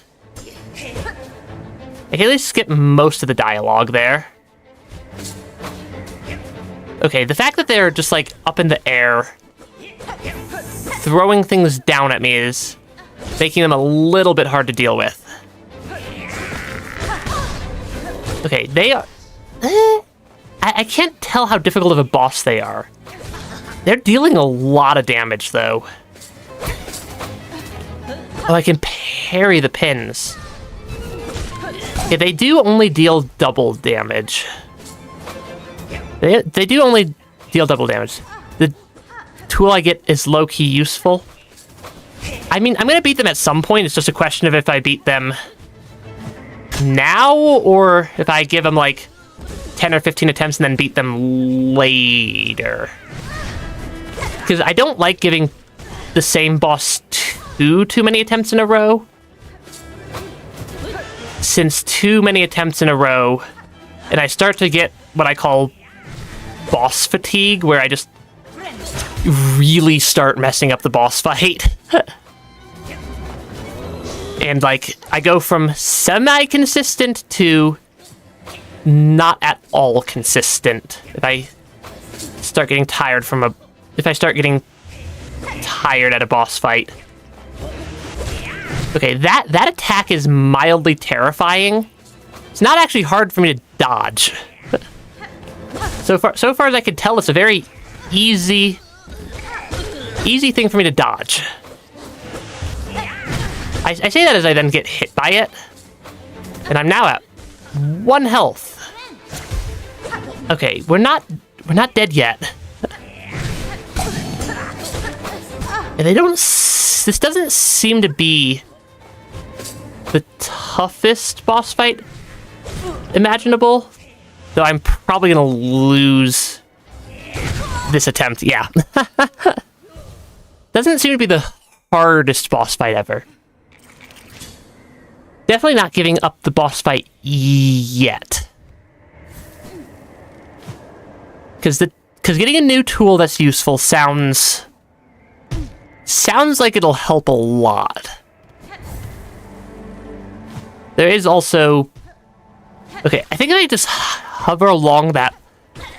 Like, hover flush to the wall on the side. Yeah, I think if I hover flush to the wall on the left side, I can get down to the boss fight from that bench, quote-unquote, safely.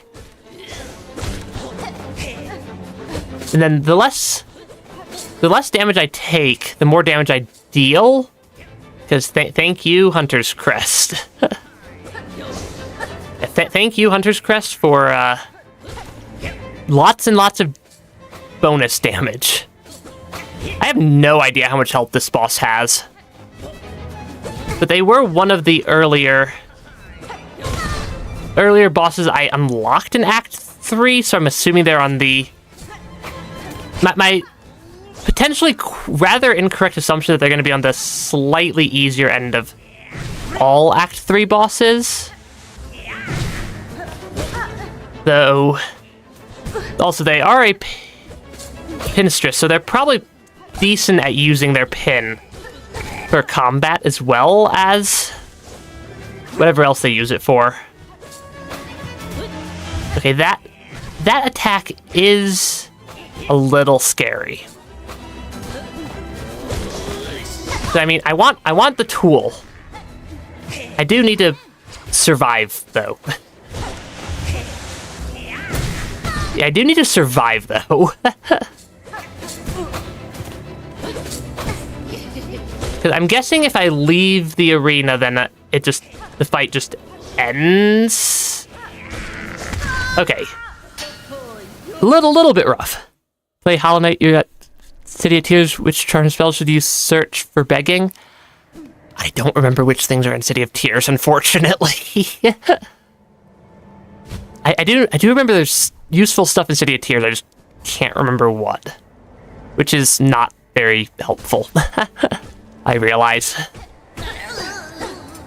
It has been like a year since I actually played Hollow Knight normally. Because my recent Hollow Knight playthrough was a randomizer. which is a little bit more difficult. Or a little bit, actually, it's not so much more difficult as none of the items were in the correct spots anyways. And I don't remember what was there in the first place. Okay, okay. Trying to not lose to the boss, though. Oh yeah, Shaman Stone is super powerful. That is... Yeah, if you could get Shaman Stone, get Shaman Stone. Because yeah, Shaman Stone is like 10 out of 10. I think one of the most useful things I got in the entirety of Hollow Knight. For any of my for either of my playthroughs, I think getting Shaman Stone was the best thing that I got. Okay, the Pinstress here is not terrible. They're not terrible.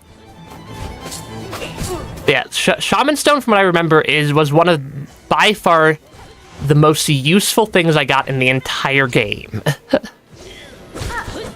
Which is saying something, given I forgot that half my charms and spells existed for most of the game. The fact that Shaman Stone was one that I actually, like, consistently was using is, I think, a pretty good endorsement of its capabilities. Okay, I really did not let them fall on my head after doing that attack. I'm gonna use my reserve bind and waste my reserve bind because I got hit mid-bind. That's a little rough. Yeah, this boss fight's a little bit on the rough side. But why could I get more, like, nice, easy boss fights?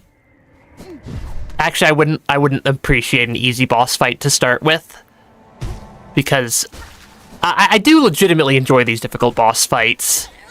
So if there was an easy boss fight, I'd probably be slightly disappointed that it's a easy boss. Because I play games for a challenge, not for just an easy playthrough. Okay, come on. Okay, I can kind of counter that sort of attack. And not many good charms or spells you can think of you can get City of Tears other than Shaman Stone. I mean, Shaman Stone, I think, makes City of Tears probably worth it in its entirety, just for Shaman Stone. Just because Shaman Stone is like broken with how good it gets. Yeah, this boss is hard to hit. Okay, I'm gonna heal while I have a chance. Okay, come on. Please let me poke you with my needle a bunch of times. Okay, what are you gonna do? You're gonna fire off that attack. I did not realize I could get hit from that, like, side angle behind them on the cross attack. I suppose it makes sense given it's there, though. I'm just now consciously realizing that the Pinstress here is actively using a Silk skill, which is potentially concerning, because not very many people can use those. Not many bugs can use a Silk skill, from what I've gathered thus far. Though they don't seem to be adding too much else to their arsenal of attacks here. Yeah, they don't seem to be adding too much else to their arsenal of attacks, which does help me. Okay, that boss actually wasn't terrible. Kind of lost in the game, like you don't know where you should go. City of Tears is a pretty good spot to go. There's important stuff there. Without spoiling it. Hopefully without spoiling it too much. There is stuff in City of Tears that you want. Gah. Bested fair, and yet you choose to stay the killing blow? I could test you, Pinstress, and myself for what's to come, but I will not cut you down. Despite its quakes, Farloom's demise is not as certain as it seems. I shall act to change that fate. Yeah, do not go to the area you could access after beating Mantis Lords. That area is terrifying. If I succeed at my task, the land that remains will require the watch of strong bugs like you. Well, ain't you an inspiration? Making me seem a right fool. Here thinking only on the end while you're looking to a future fair. Seems you've beaten me twice, Needlebug. Both my pin's edge and my heart's resolve. I mean, that's another quest and a boss beaten. Also, if you're not sure where to go, there is something in City of Tears that will give you a hint, I think, on the actual goal, long-term goal you're working towards. For your talents, Needlebug, in blade and strength, and restraint, take this emblem of my order. Hadn't ever thought another'd be joining our slim ranks, but you're as deserving a member as has ever come before. Hidden badge. Reduces the charge time of Needle Strike. That would be very useful if I remember to ever use Needle Strike. I do know how to use it, I just never actually remember to trigger it. We're missing 2 craft metal. I think I want to make that my next goal. I'm ignoring... I am ignoring that quest marker for the next eternity until I have the last heart. Though. I mean, Needle Strike feels like it's useful probably useful sometimes. They're just gonna take a nap up here. I need to find a way down to somewhere where I can fast travel. Yeah, Mantis Lords, if you haven't beaten them before in Hollow Knight, are actually a pretty, like, legitimately tricky boss fight. I remember they gave me a lot of trouble the first time. Even if they aren't the most dangerous ever. I'm realizing I don't actually have any leads on where... I'm gonna go check that Trobio is actually where I think Trobio is. But I'm thinking, I want the last 2 craft metal. I'm actually gonna update the stream goal for finding craft metal. Find craft metal. Because I feel like I want the last 2 craft metal so that that's just not something we have to worry about later, is craft metal and getting enough to actually complete the shops. Okay, Trobio's pretty easy to get to. Oh, he did update his sign there, so I'm guessing he's still here. You, might or mourner, fell-fated chosen left till last. Relent, submit, the fatal blow was struck. Fair Farloom wails its end. We woe befallen few remained. Let us join here, at last, and show our fires fierce. Together to share our kingdom's pain, feel it scorch our shells, and know clear its suffering, its sorrow. I'm guessing this is the new... I'm guessing I did predict the Trobio location correctly. That is some ominous boss music. And also one heck of a lucky strike, or one heck of a lucky dice to start the fight. I very vaguely remember the Trobio fight. Oh, he's purple now. Yeah, Trobio's purple instead of red.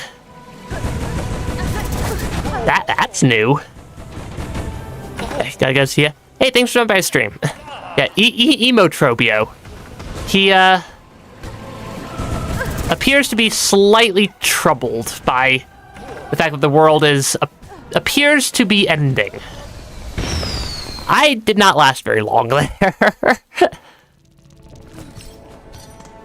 Yeah, I did not last very long there, but I did accomplish my goal of confirming Trobia's there, though I just realized that now my cocoon is stuck inside the Trobio arena, which, while not outright terrible, I do want my cocoon. I do quite like my cocoon. But yeah, you beat him and became emo because of it. He does not appear to have taken not being the strongest or not being the greatest dancer ever particularly well, from what I can tell. He doesn't appear to have taken it very well. Though I can't say I necessarily blame Trobio for not getting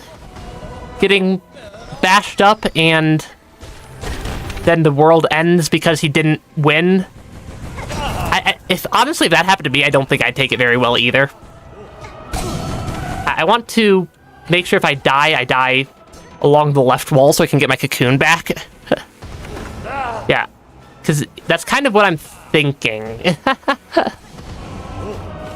And of course the lucky dice saves me when the one time I didn't want to be saved.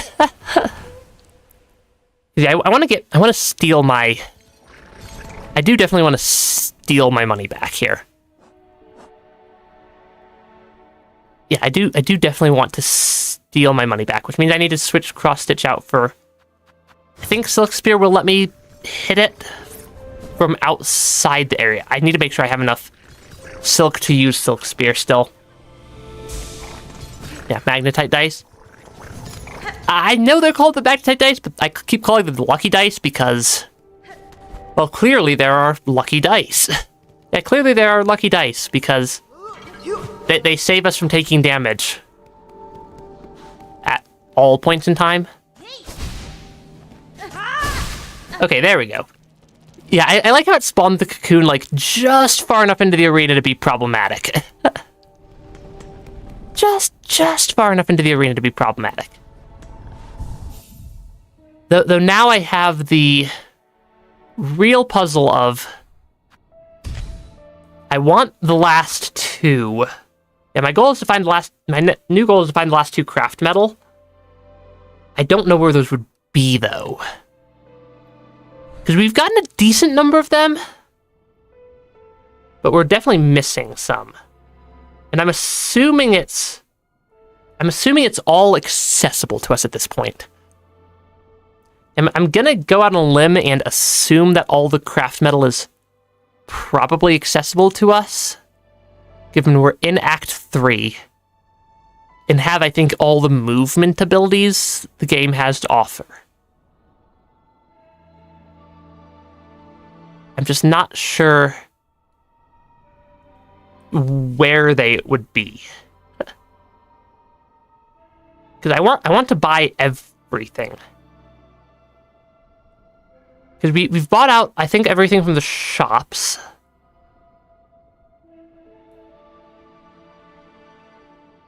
Yeah, I'm not entirely sure. Yeah, we bought out the shops. So it's not any of the ones from the shops. Which I suppose does narrow down a little bit. I know it's not... I know we got the one in the right side of Fleetopia. I know we got this one all the way out here. I don't know which other ones we've gotten.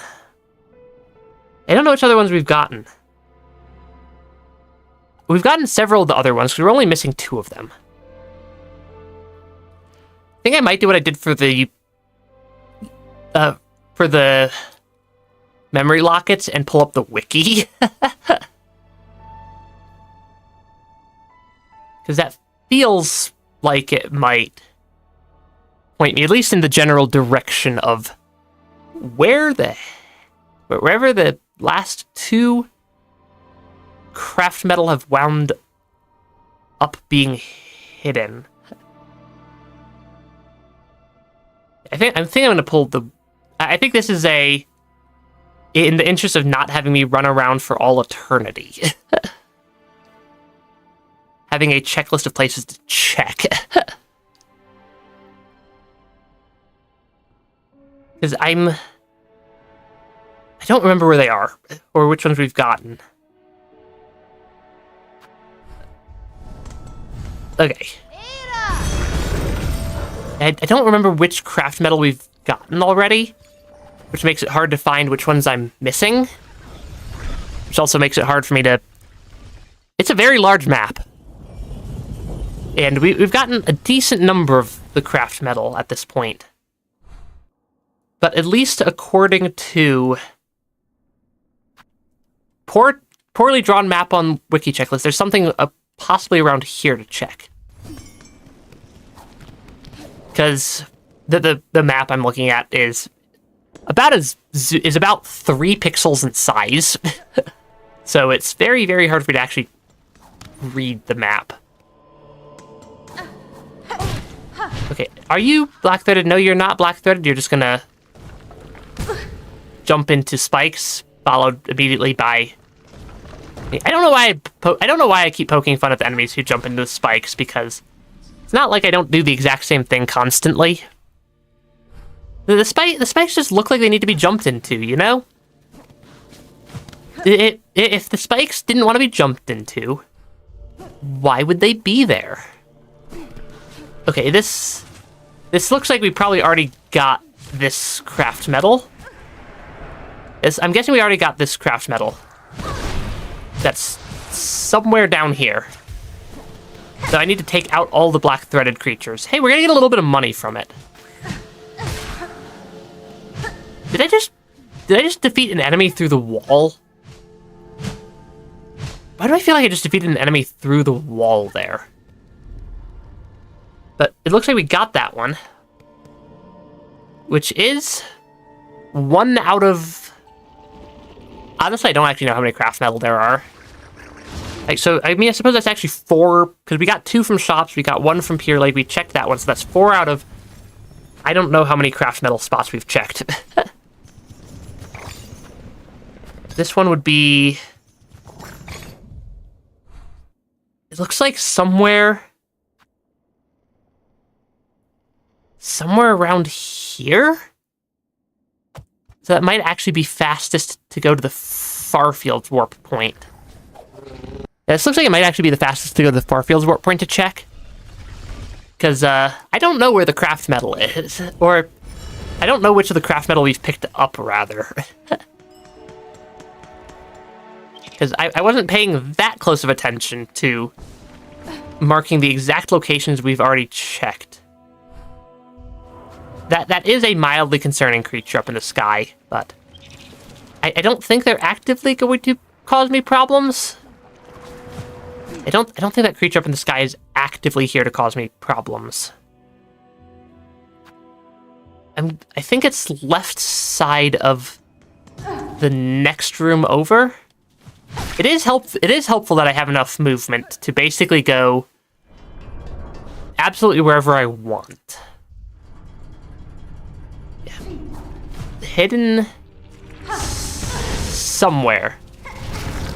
Did I not actually... I don't think I actually used the bench. The bench over here in Farfields. Okay, I need to be very careful of... I need to be very careful of these guys. As much damage as I deal, they deal way more. As much damage as I deal, the void enemies are terrifying still. Yeah, the void enemies here are absolutely terrifying, and as well as... I mean, that enemy's terrifying enough in general. Actually, they're not that difficult. I'm assuming this is where we got the craft metal from this chest. Yeah, I'm assuming we probably got the craft metal from that chest. Which does mean it's not that one. Could be up here. It could be up there. Because if I can get all the... I still want to finish purchasing out all the shops. Actually, that might be a better goal than just find craft metal. Is buy out all shops. Yeah, because buying out all the shops is why I'm getting all the craft metal. Oh, it would help if I clicked back into the game after updating the stream goal. Yeah, blasted steps. It's at least a fairly quick area to go through. Yeah, blasted steps is at least a fairly quick area to check. Yeah, I want all the shops complete, so I just don't have to worry that we're missing something. Yeah, I just don't want to have to worry that we're missing something from a shop anymore. That would, like, come in useful for whatever boss. Well, if I take out the Void Hearts, that guy was previously very much a voided, or like a void-infected enemy. If I take out those Void Heart blob things, does that unvoid the enemies around them? I'm guessing... I'm gonna guess yes, which is actually a useful realization. Okay, that is not a safe place to fall down. I have legitimately no clue how I didn't take a bunch of damage right there. Okay, is there something over here? This is a craft metal that we missed. I knew this hole was here the entire time. That is a pathway that I've known about since, like, forever. Yeah, I've known about that pathway since absolutely forever ago. And apparently we just never checked it all the way, because I've been down here before. Like, I've definitely been down here before. I think we might have run out of health when I went down there last time, though. Then one up in... Wisp Thicket's a really annoying area to get to check. But so's Underworks. Do we think it's in... Do we think I missed the one in Wisp Thicket, or do we think I missed the one in Underworks? I'm gonna guess I probably missed the one in Wisp Thicket. Which would be... I think via Greymoor is the fastest way to get to Wisp Thicket. Because I definitely am missing one of those craft metal. One of those craft metal, and I'm missing a lot of rosaries because I am flat broke. Yeah, I'm still flat broke, and I can't buy things from the shops if I don't have any money. I think I'm gonna rest at halfway... Or not halfway home, at... Oh, this is halfway home. For some reason I thought that... Oh, it's Pilgrim's Rest is the other one. Yeah, I keep mixing up Pilgrim's Rest and Halfway Home's names, which is not the greatest confusion ever. But it is... Oh gosh. I did not expect that to be void infected. That was slightly more terrifying than I wanted it to be. I need to be way further to the left. I need to be way further to the left if I'm going to make it into Wisp Thicket. Okay, oh, did I need to go up the... Actually, did I just need to go up the tower? I think I just needed to go up the tower. Oh, I didn't need to make... I made my life about 1,000 times more difficult than I needed to there. Okay, Scissors Dude is not a problem unless they are gonna be black threaded, which I don't does not look like they are. Yeah, I think the two other spots were here, and I'm gonna check here first. Yeah, when they cut through metal. Yeah, they are slightly terrifyingly dangerous looking. Yeah, I want to check. I want to check Wisp Thicket first because I feel like it's more likely that I got the one in Underworks with how long I've had to spend in Underworks than that I missed the one in Underworks. That's at least my working theory. Wisp Thicket's entrance was tucked up on the ceiling in a weird spot. I didn't actually spend that long in Wisp Thicket. I basically popped into the area, beat the boss, and then left. So it would not surprise me if I missed a secret somewhere. Oh, right. This area has these, like, cages of double damage fire. Right.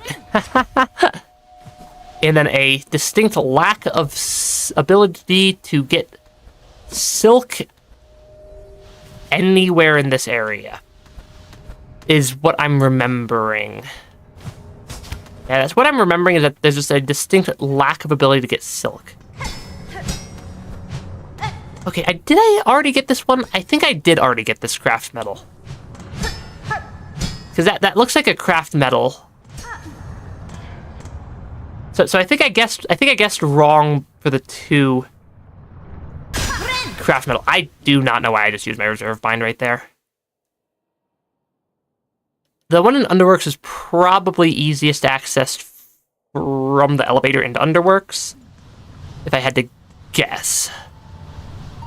Yeah, I'm gonna guess that the one in Underworks is okay. Too tired, too hungry. Apparently, there's a needle and text in that room. I do wonder how many needle and texts I've missed. Yeah, I do seriously wonder how many needle and texts I've missed at this point. Because I'm suspecting it is a rather large quantity.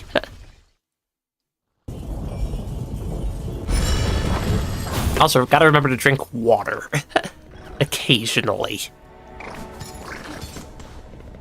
Okay, rest at the free bench. That's not the, billion paid benches of the Underworks. Because that would be unfortunate.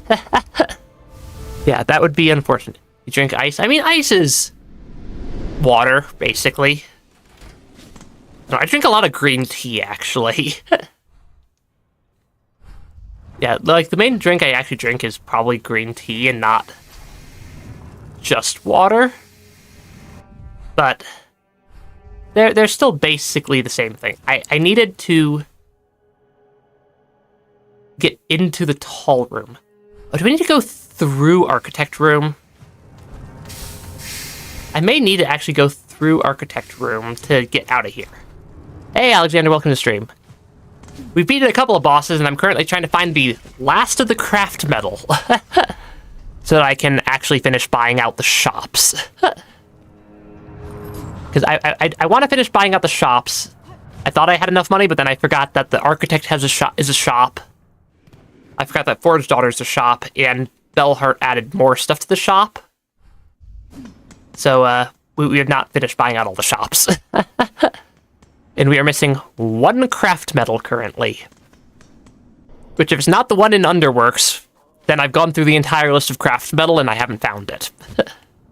At which point I get, very concerned. This is definitely not the right room either. I just went through the completely wrong room. I'm on a shopping spree, basically. Because, yeah, they added, like, 1,600 rosaries worth of extra stuff to the Bellheart shop. Then we have... Actually, how much was all the stuff from Architect? Because I know that Forge Daughter, I think, had something for $450? So I might be misremembering that. That's gonna be... No, it's 450 here. I'm gonna round and call this, like, 1,200. So that would put me at... I'm gonna need 3,200 rosaries. I'm gonna call that actually 3,500. So I don't... Because I think Forge Daughter had something I was missing also. Still. How do I get out of here? Where is the down path? Oh, is it through... Oh, is it over here? Underworks is very good at just getting me very lost. Because apparently there's an exit down to the right of this area somewhere. I think. Yeah, I'm looking for that tunnel. And I'm just not seeing it. So I'm guessing it might... I'm guessing it's that. But why I can't get there is a mystery. We have bought out at least 2 of the shops completely at this point, though. Which does help. Yeah, how do I get over there? Because I'm just having, like, the hardest time actually figuring out... I'm trying to get to this room again. or I suppose I can go left out of Architect and then down? So apparently what's currently going on is... I am being very lost in Underworks, despite the fact that I've been through Underworks, like, 50 times at this point. Okay, that lets me at least get to the other... At least get somewhere that moves me in... That's moving me in the generally correct direction. Though also, that is a lot of explodey things there. Because I'm guessing I can probably just run... It might have helped had I equipped the magma bell before going into the room that is literally full of magma. Intentionally on purpose. But yeah, this room is a little bit full of things on fire. Yeah, this room's a little bit full of things on fire, apparently. Because we're missing one... We're missing exactly 1 craft metal to complete our shopping spree. And, I mean, the one of the 2 craft metal I missed was in the most obvious spot possible. Literally a tunnel that I've run past, like, 30 times.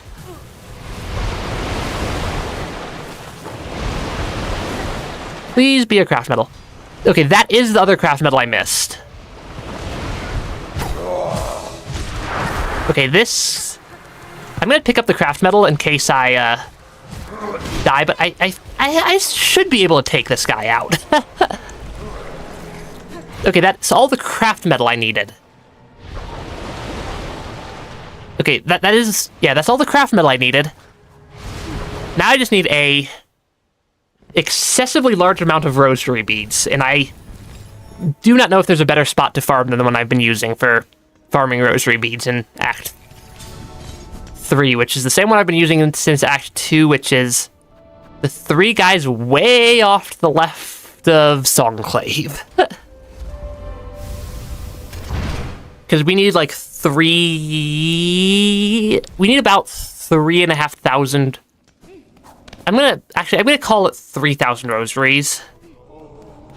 Is probably about what we need. We have 132. I think I'm a little bit short on rosaries right now. Compared to the objective, or compared to the goal number of rosaries. Let me fill up my silk, though, because my rosary farming spot is to basically... Actually, I'm going to put on magnetite brooch also.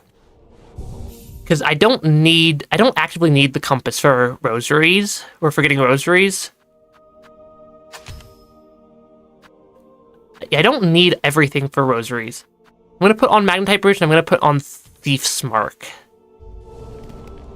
I don't take that much damage, I don't think. I might lose some money on the way over. Oh gosh. Hi there. I was legitimately not expecting them to suddenly be fighting things again. Okay, maybe not putting on Thief's Mark. Hi there. I was friend, but I was not expecting a friend. Yeah, I cannot say I was expecting a friend there. That, may have slightly jump-scared me.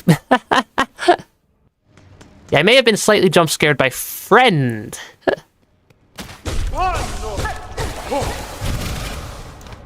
Yeah, if I can get more money per enemy, that will make farming 3,000 rosary beads to buy out all the shops a little bit faster.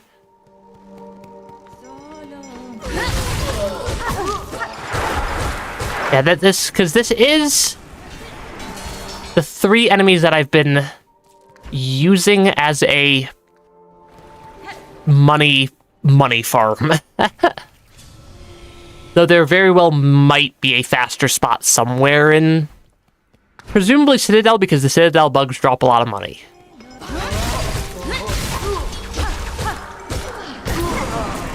Okay, because yeah, this does give me a reasonable pile per loop, and it's not doesn't take me very long to do one of these loops. It's kind of why I'm thinking this is at least a time-efficient rosary farm. Yeah, this is at least a time-efficient rosary farm. We're now at 371. I need to make sure I'm not taking too many hits because I have the Thief's Mark equipped. That could cost me a lot of rosaries if I take a bunch of damage. And that could cost me a lot of rosaries if I take too much damage here. And do feel free to suggest a better money farm if you know of one. Yeah, if you know of something that gives more rosaries than this spot, feel free to just suggest it. Because I need a lot of rosaries. I need, like, I think need about 2,600 more rosaries. Ish. The Crawfather's Bellhome item. I think he may have just spoiled a boss fight. Because I don't think I've fought Crawfather. I don't think I've fought Crawfather before. So far, at least. Yeah, the entirety of the Citadel's wealth is being channeled between these 3 bugs. It really is. Because we've farmed... This has been our primary rosary farm for, like, the entire game since we found this spot. I've probably funneled at least 4,000 or 5,000 rosaries through these 2 bugs, or through these 3 bugs so far. Honestly, why not use... Yeah, why not get the extra damage output from Flint Slate as well? It's not like it costs me much. Yeah, also that's rosaries over time, not good for immediate wealth. Yeah, because what we need right now is we just need, like... wealth now. Yeah, I do not mind using up a bunch of my shell shards. Honestly, if I put the Swift Speed Anklets on, that would probably actually speed this up also. Yes, the Swift Speed Anklets, I think, would probably speed up this process also, because I keep having to run back and forth. I keep having to run back and forth, so Silk Speed Anklets might speed this up more than Lucky Dice. I'm gonna go with... Yeah, I'm gonna go with that. Because that lets me at least run over to them a little bit faster. and bash them several times in the face. Okay, if I run a little faster, then I can get to and from the bench just a few seconds quicker. Yeah, just a few seconds quicker there. Okay, I need to not take a hit from that guy, though. I need to not take a hit from the third one in the row, because that does cost me a decent chunk of my rosaries. And yeah, this... I feel like there's probably a better money farming spot somewhere that's faster. I just happen to know that this is relatively fast. I think it takes like 5 to 10 minutes for me to get 1,000 rosaries from this spot, give or take, which is not terrible, and not a terrible money farm. It's not a terrible money farm, though.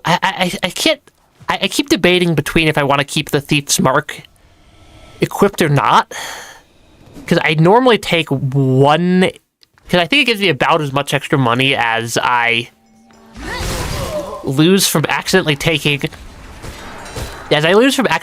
damage to stuff in this area. Because I get about 60 with it, 50 without it per lap. I get about 60 rosaries with the Smark per lap, 50 without it.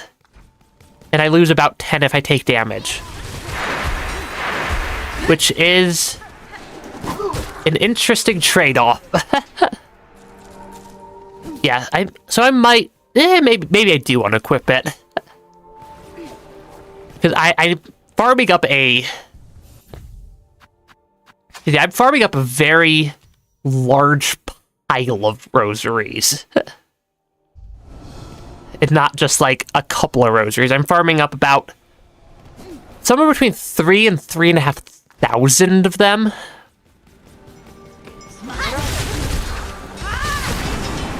I'm farming up about 3,000 to 3,500 rosaries off these poor bugs. Because turns out that buying everything in the entire game is slightly expensive. And my 3,500 number is based off of the assumption that Bellheart is not going to randomly start offering me some other 1,000 rosary upgrade to my Bell home in the future. Because forgetting Forge Daughter and Architect was just me forgetting that those shops cost rosaries. I'm not sure what I could have done about the Bellheart. Me looking at Bellheart, totaling it up, and then going back to Bellheart and having it offer me 2 more items for sale. It was a spod, something else. I think it was like a spod, like a music player. Or what it decided to offer me as additional funds. Also, yeah, these 3 poor bugs. These 3 poor bugs really are just like the center of the entirety of the wealth of the entire kingdom of Farloom at this point. Because it's like not because with how much money from these bugs is getting funneled from the Citadel to me to other shops, I'm pretty sure that like 90% of the entire GDP of Farloom is these 3 bugs getting repeatedly bashed over and over again. Because not like I see the other bugs regularly using rosary beads to pay for stuff. Yeah, it's not like I regularly see the other bugs paying for things, so I legitimately think this is the entire GDP of Farloom right now. I do wonder how much money the Citadel actually has. I mean, I suppose they probably make the rosary beads that everybody uses as money. Which is probably why they have so many of them all the time. Now, I'm also debating if it might be faster for me to go between here and Songclave instead of here in the 3 bugs, because the other 2 bugs are further out, but do drop a decent chunk of rosaries each time. The 2 other bugs in this area do drop a decent chunk of rosaries.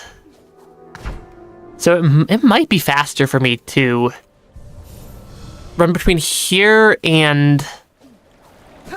Those bugs do run a very small, but definitely non-zero chance of actually winning the fight against me.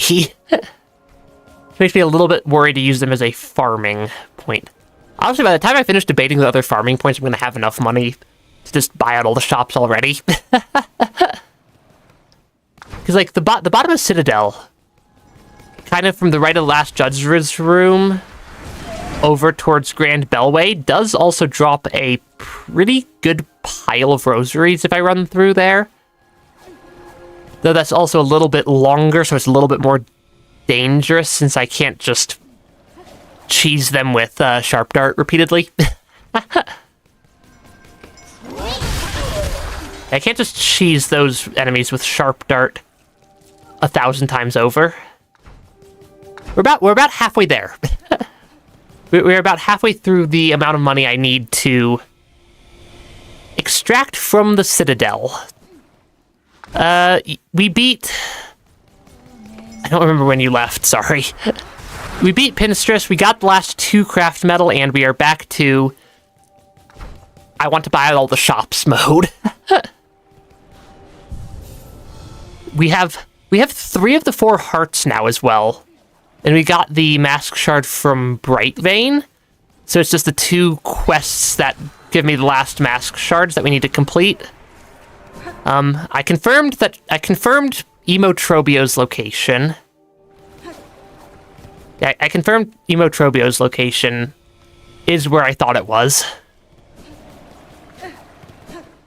And I think that's about where we are. I think that's about where we are.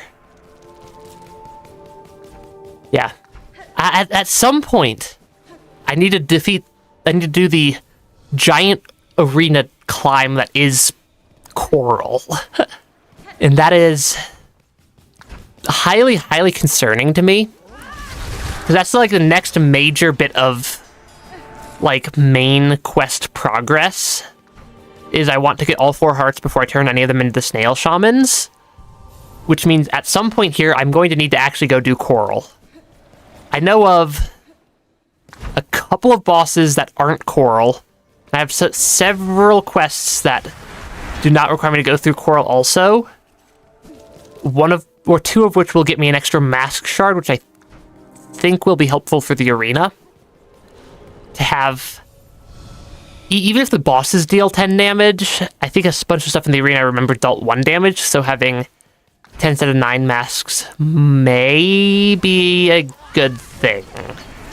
It may wind up being super helpful. And then... inevitably I'm going to have missed random things around the map. Yeah, inevitably I'm going to have missed random, if not mask shards, just other stuff tucked into some corner of the map somewhere. Though, what I'll have missed, I have no clue. We have all the silk spools, I know where all the mask fragments are, we have all the craft metal, we have all the memory lockets. We have 3 of the 4 hearts. Apparently I'm missing an entire boss fight in, like, Crawl Lake area that I have no idea where that boss fight is or how to trigger it. We have Watch at the Edge. We have... I already said we have Coral. We have Trobio. So, at this point, it's kind of a combination of clean up all the things I know about. Yeah, the boss from Coral Tower is sort of an avatar. I haven't seen the boss yet. I've seen the arena, and it was one of the very first places I went in the entirety of Act 3. was the Sands of Karak Ball, or the Sands of Karak Coral area, which is honestly mildly concerning. Because we made it to, I think, the second of the arenas. I think we made it to the second of the arenas in Coral, like 2 or 3 times in a row before I decided that I should come back a bit later in Act 3 when I have a little bit higher damage output and some more Act 3 stuff. Be that tools or apparently an entire extra mask shard, or an entire extra mask that'll pick up at some point here. I'll finish getting at some point here. I have not bought all the stuff from the 12th Architect yet. I have the craft metal for it.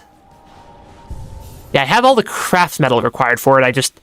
When we were there last, we were flat broke. We're no longer flat broke.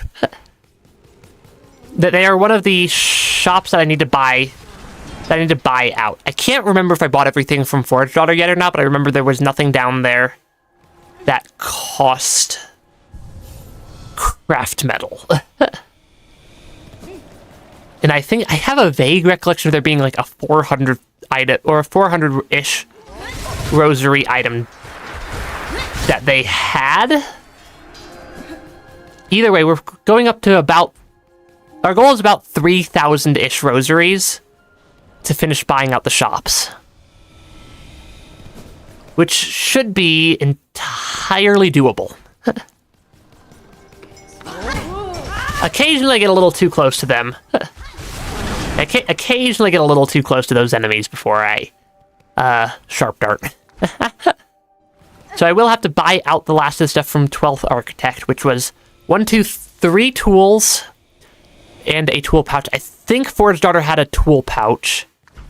And then Bellheart had a hot tub and a music player of some variety. I think that's kind of our current status of what we need to purchase. Because we've bought out Jubiliana, we've bought out Grindel. Both of those have been fully bought out down to just selling a single rosary bead. Which is honestly pretty good. Yeah, or just selling the rosary strands, because I don't think I need to buy out the rosary strands, because I don't think I can buy out rosary strands or the shard pouches. Not that I need to buy shard pouches, because we've been collecting them literally the entire game at this point. We've been collecting them literally at this entire thing at this point. Yeah, Sawtooth Circlet deals a maximum of 45 to 50 damage each hit. I mean, my needle is fully upgraded. Not sure what you mean about tool upgrade. Yeah, you should bench at Bellheart when I go to the shop there, by the way. I can do that when we go to the Bellheart shop. I'm assuming I'm missing something from the Bellheart shop. Okay, it's actually not terrible. Because we are getting we're getting the money that we're missing fairly quickly here. Yeah, we're getting the last little bits of rosary beads. I think I'll have enough if I get about 3,000 to 3,500.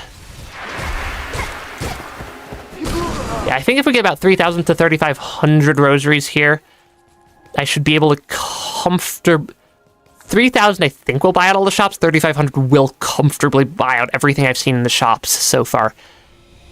Hey Boris, welcome back. I am currently making it so I'm no longer flat broke, so I can buy out every single item I know of in the entirety of Silksong. Which will be fun. It's a percent chance event you're surprised I haven't seen yet. I've rested out of that bench like 30 times, including like 15 or 20 in Act 3, and and the fact that I'm not sure what percent chance event you're talking about implies that you're accurate and I have not seen it. Because feels like, unless it's like a really low percent chance, I probably would have seen it. Because also, if it's not Act 3 exclusive, I've sat at that bench 100 plus times since we've unlocked it. Okay, there we go. Yeah, sometimes I can catch all three of them in one sharp dart. Doesn't it only spawn if you go to the main menu and then go back into the save? That's how you got it? I don't think the game requires you to ever go back to this menu, but also, what do I know? It's not like I've gotten these events. Also, welcome to the stream. It's not like I've gotten all these events. Because, I mean, I've logged out and rejoined to the Bellheart bench probably 5 or 6 times as well. Because the Bellheart bench is a fairly central bench that I seem to wind up at quite a bit. We were at 2,500, almost 2,600. I think I am going to go for the comfortable, like, 3,500 Act 3 exclusive, but it's a 20% minimum. You can get it also by leaving the room. How have I not gotten it then? Because I've sat at that bench in Act 3 at least 10 or 15 or 20 times, having left the room between them. So we're definitely not short. Also, the skill from Eva for restoring my silk is seriously coming in clutch here. That makes this money farm so much faster. Yeah, not Bellheart exclusive, but Bellheart is one of 6 benches. I probably sat at half the other benches also, at least several times. So is there like some other trigger point I might have missed? Or is it only Act 3? It is entirely possible I've missed some other trigger. Is Silksong better than Hollow Knight? That's actually a difficult question, because they're both really good games.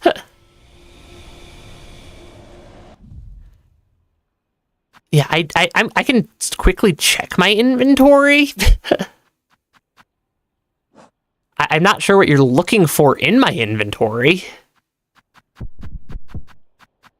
Yeah, I don't know what you think you're looking for in my inventory. Oh yeah, it's 3,000 rosaries in under an hour. It's about 10 minutes per 1,000 here.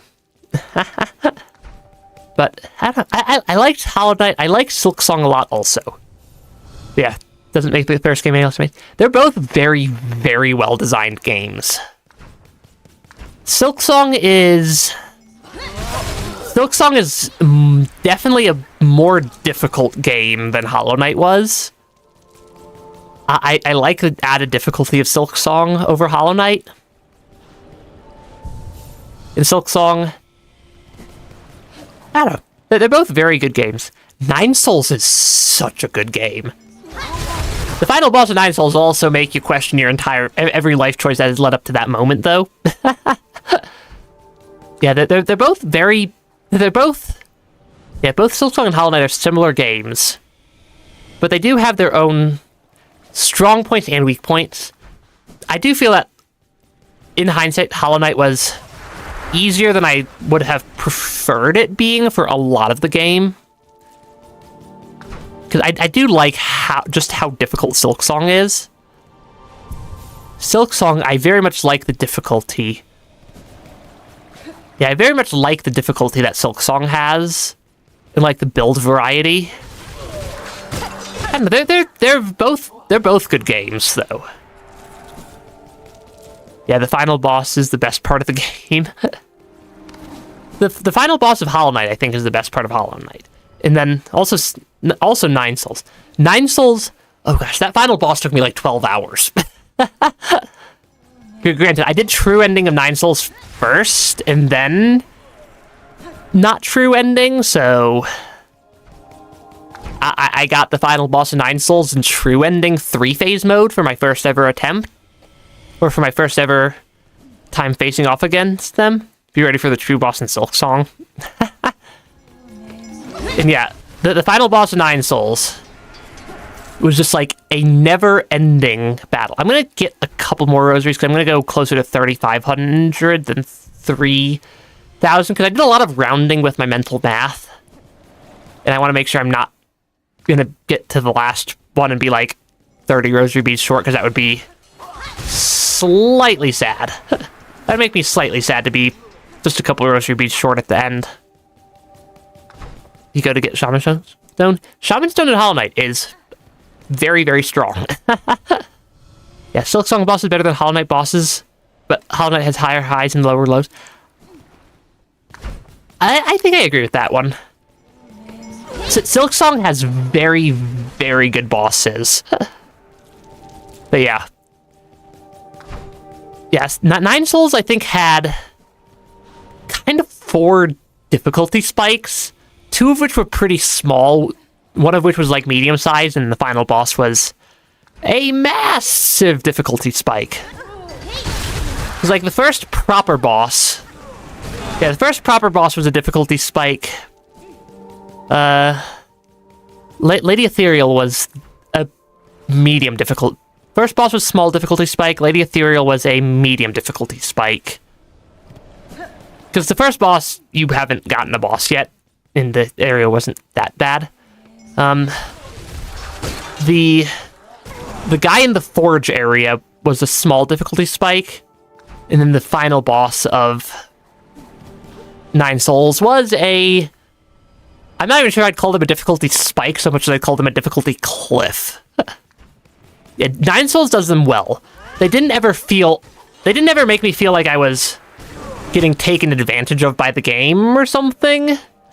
Even if the final boss was less difficulty spike, more difficulty, cliff. I think that describing the last boss of Nine Souls as a difficulty cliff is a perfectly valid analysis of the situation. Because it's like the early bosses took me about half an hour to an hour. Then the bosses started taking me about 3 hours, then about 4 hours, and then about 12 hours. That's kind of how they got... That's kind of why I mentally break it down into 4 difficulty spikes. Yeah, this is harder than Undertale and Cuphead combined. Honestly, I need to play both of those games on stream at some point, probably. I have both. I do own both of those games. Yeah, I do own both Undertale and Cuphead. I own a lot of games that I haven't played on stream, and I have like a 2,000 game backlog, and actually it's probably close to 2,100 game backlog at this point, because I had zero self-restraint with the start of the Steam Summer Sale, and I bought like an ungodly number of Metroidvanias off my wish list. Including, I don't know how many of you guys actually saw my community post asking for game suggestions, but I also got about every single one of those. I have enough stream content to last me until approximately the year, like, 2080, maybe? Yeah, you like the story for Silksong more, though you like the endings for Hollow Knight more as an entire game? It's it's very hard to decide which one is a better game. Because, like, Team Cherry made a very good game, and then they made a very good game. I'm going to do one more set so I can get up to at least 3,500 rosaries. I'm going to do at least one more set here so I can get up to 3,500 rosaries. I'm going to buy Bellheart first because those are the most expensive items. I'm going to do Bellheart Architect. Actually, I'm going to do Bellheart Forge Darter Architect for my shop check order here. Yeah, like, they're both very good games, and it really is hard to differentiate between 2 very, very good games. Yeah, you go back in, every once in a while you go back into the Battle Memories mode just to fight the final boss. Yeah, Nine Souls is fun. I mean, I also just have my save file, like, one of my save files saved right before the final boss. Okay. And you said sit at Bellheart bench. There's a 20% chance of something triggering if I sit at the Bellheart bench. It sounds like... Either way, I do need to swap my money back over to cross stitch. And it sounds like if I enter and leave the room, fellow resident. Yeah, these were the 2 surprise items from the Bellheart shop. Yeah, getting a spa and I'm assuming, music player. Which are a little bit on the expensive side. Yeah, I appear to have not triggered whatever the Bellheart bench event was. And it sounds like a 20% chance. And if I leave the room and come back, should trigger. Because, like, I can't help but think I might be missing a trigger point. I'm gonna need to swap out my other charms here also. Yeah, I can't help but think that I might be missing something. Yeah, how about a more straight up cinematic fight? Silksong's more dramatic. I haven't seen the Silksong final fight yet. I'm gonna just quickly make sure both my crests that I keep using have everything equipped. So that is... I'm suspecting I'm missing a prerequisite for whatever the sit on bench event is. Because this is... Yeah, I'm suspecting I might actually just be missing a... I mean, this is a very fast way, and it sounds like going off screen does re-roll it. I'm suspecting there's a prerequisite of some variety that we haven't actually met yet. I'm gonna finish my shopping spree, though.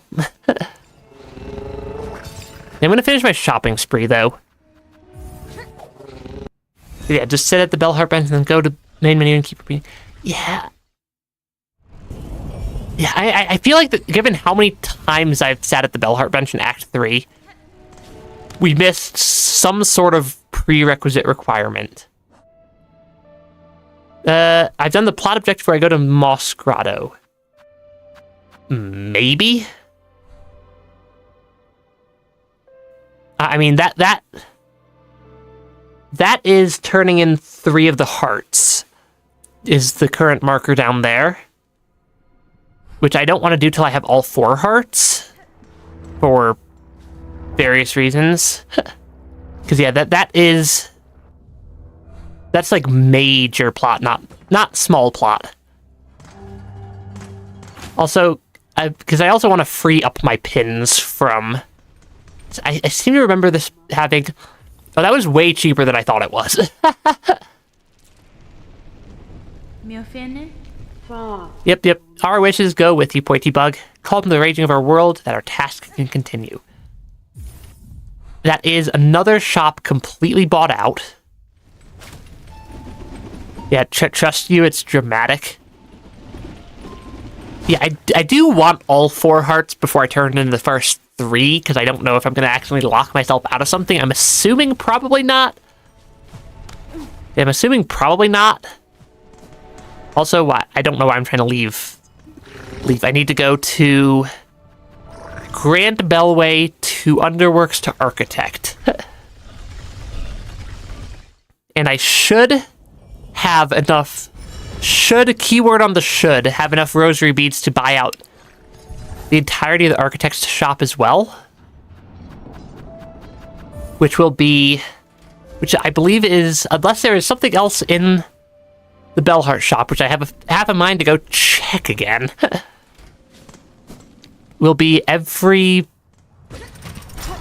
permanent item from the games. Yeah, the earlier plot quest you just talked in the first time. Oh yeah, we have 3 of the hearts. Yeah, there's nothing in Act 3 that can lock you out of what's available in Act 3. From what I'm aware of, we've gotten everything in Act 1 and 2 as well. Outside of, like, buying stuff from shops, but... best I could tell, that just moves things between shops. Hi there. Do I need your services? Yes, I would like to purchase everything. Yes, I would like to purchase this as well. I want to buy everything.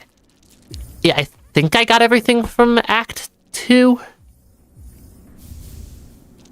That is a... I don't need to buy the shard bundle. But my service to you, Bugred. As it concludes, I must confess. Long now have I felt my rotors slow their spin. My limbs lift weak. An ending is felt. Coming, sudden certain. Welcome. Did I not get the balloons raised in Greymore Cry? I thought I did. I think I remember getting them raised over there. We can go check. Whatever fading you feel has not shown in your craft, Master. You have provided tools of immaculate make. What will follow if you pass? Would another take your place? One cannot. The skill to construct an architect, that was taken by time. I am the last final. The core remains to sustain the song, but no more architects to tend toil or build anew. So strange, for Farloop Eternal, states the directive cage. But how can eternity sustain without an architect to serve? This seems an error. An end? An error? Welcome? That's slightly sad. We can check. It's not that far to Crawl Lake from Bellheart. I'm gonna go back to Bellheart and double check that their shop... Yeah, double check that the Bellheart shop did decide to add some other item for sale for mystery reasons. Because that feels like something that the Bellheart shop would do.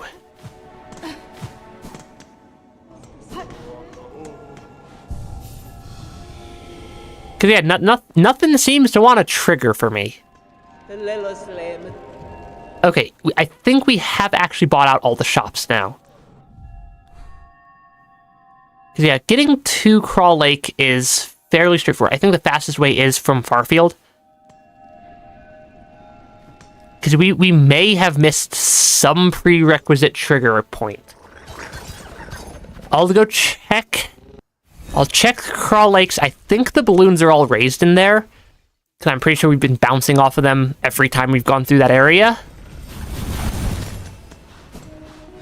I'm pretty sure we've been bouncing off the balloons every time I've gone through Crawl Lake. So I'd be surprised if that's the prerequisite we're missing. I mean, there is also always the chance that I'm just the least lucky VTuber this side of existing.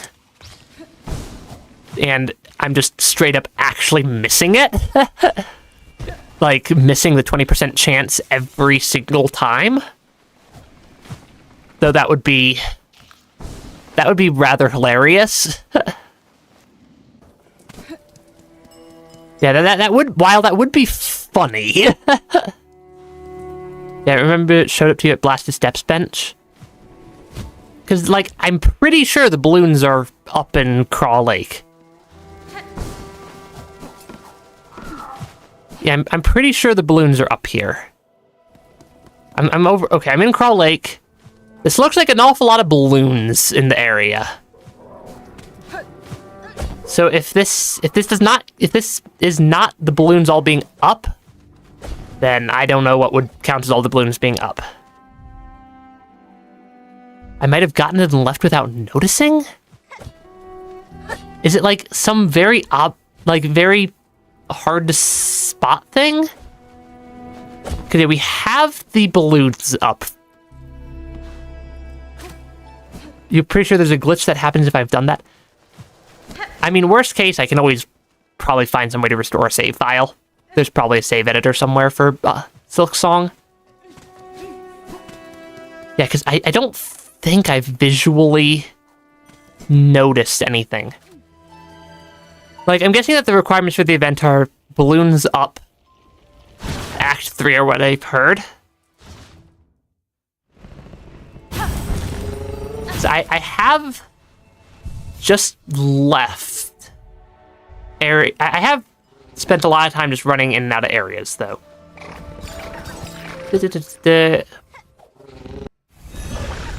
I'm not sure exactly what I could even look up. Apparently there's a secret, or apparently there's an event if I sit at benches that has like a 20% chance of triggering. Cross summons. Because I can just look it up and see if there's something obviously missing. Step 1 is ignore the Google AI summary. Cross summons. Hornet must have reached Act 3 completed. Seek awaiting the end. And hit the lever inside the Craw House on Craw Lake. That is... Okay, so apparently we have a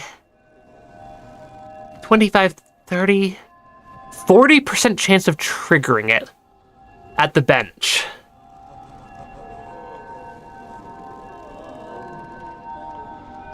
Yeah, apparently we have a 40% chance of triggering it. Hey, Micah, welcome back.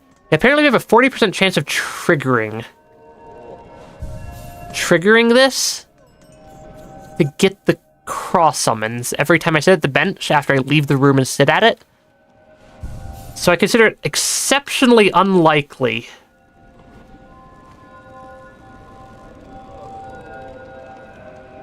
Yeah, I'm considering it exceptionally unlikely that we're not getting it, because we've sat at these benches a lot of times, and we have a currently 40% chance of triggering it.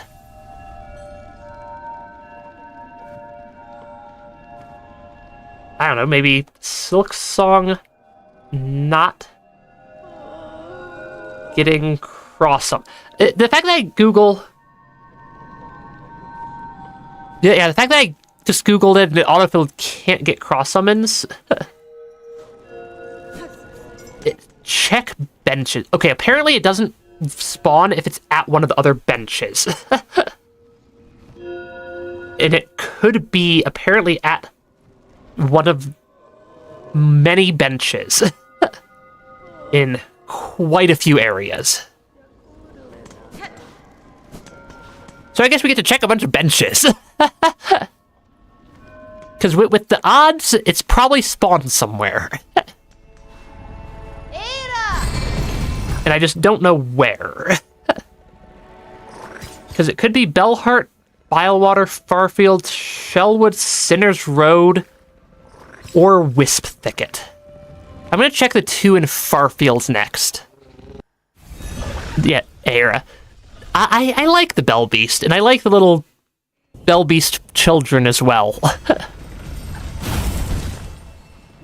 So I'm guessing I'm looking for probably an item. Yeah, I'm guessing I'm looking for probably an item somewhere. It doesn't soft lock me, but it, I think, locks me out of something for 100% completion, which would not be great if I don't get it. Worst case, we check all the benches, and then I go do fun software things, and go intentionally unlock it. Attached to a pin, and it throws down with the thing that attached it. Yeah, it should be a glowy thing to pick up immediately next to an applicable bench. Gotcha, I did not need to go all the way up here.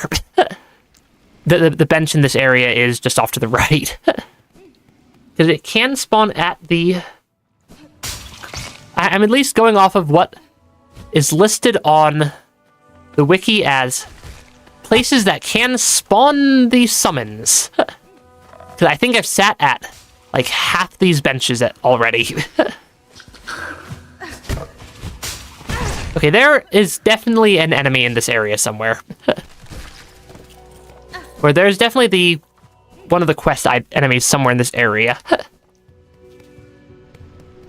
Because I sat at, I think, like half the benches that this could spawn at. Because it could be at the Wisp Thicket bench. I've been up there. It could be at the Shellwood benches. I don't think I've been to Bylewater Sinners Road, but I think I've been through Sinners Road. And Bylewater. I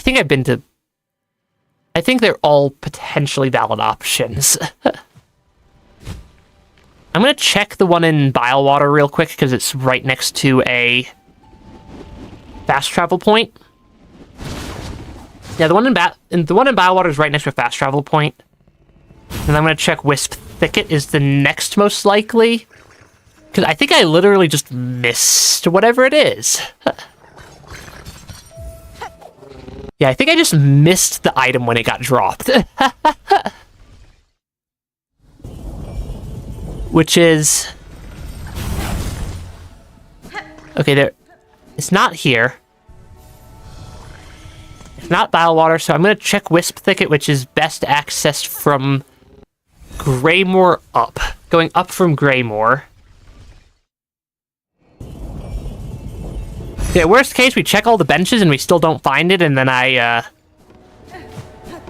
go save editor it into my inventory before next stream. Because I think if it just isn't at any of the spawnable benches, and with the percentage chances of currently being a 40% chance according to potentially somewhat inaccurate wiki descriptions. According to potentially somewhat inaccurate wiki descriptions, it's a 40% chance that it spawns at, when I sit at one of like 30 different benches. So I should have seen it by now. Yeah, I definitely should have seen it at this point. Okay, I need to make it up here. Because yeah, we went to Wisp Thicket earlier for one of the craft metal. So it's possible it spawned in Wisp Thicket, because I didn't really pay a ton of attention to this bench. Okay, it's not at the Wisp Thicket bench. It's not... Yeah, the wiki description is at least 50% accurate. I mean, I'm assuming that it's at least accurate on... There's at least a 20% chance. Which also we should have gotten by now. 3 benches in Shellwood it could be at. I think I sat at least one of the 3 benches in Shellwood at some point in Act 3. We were running over to the Pin Master at one point. And is this the one over here?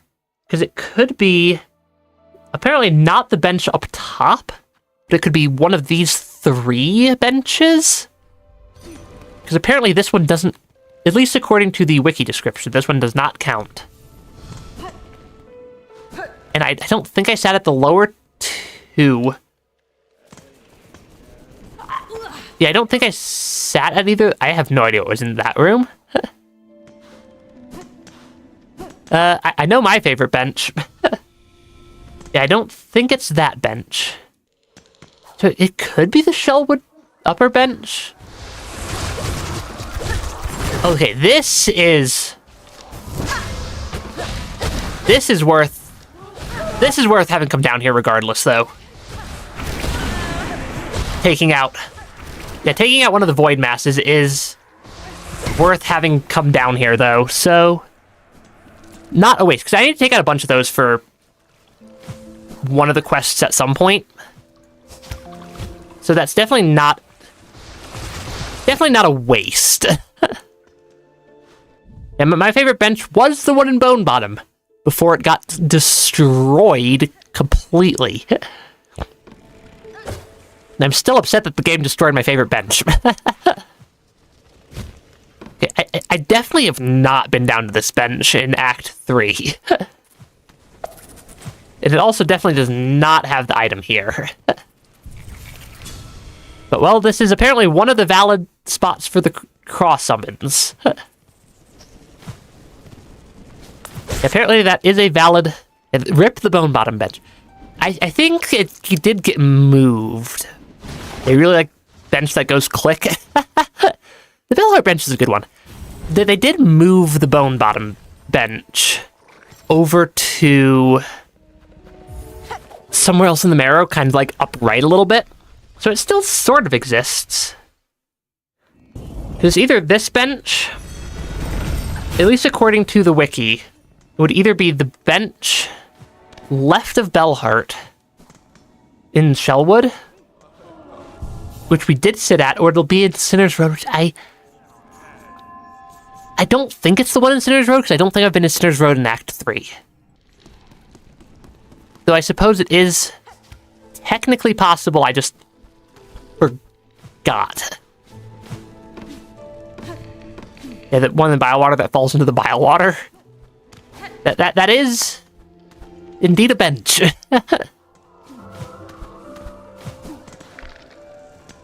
Because this is a bench. That is not... Yeah, I mean, we checked the Carmelita bench. Because the Carmelita bench... I hear something up here.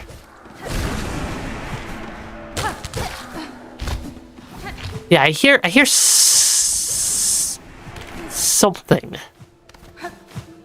Because, yeah, the last two that are potentially it, per the wiki... The last two that could be it per the wiki are the two in Sinner's Road.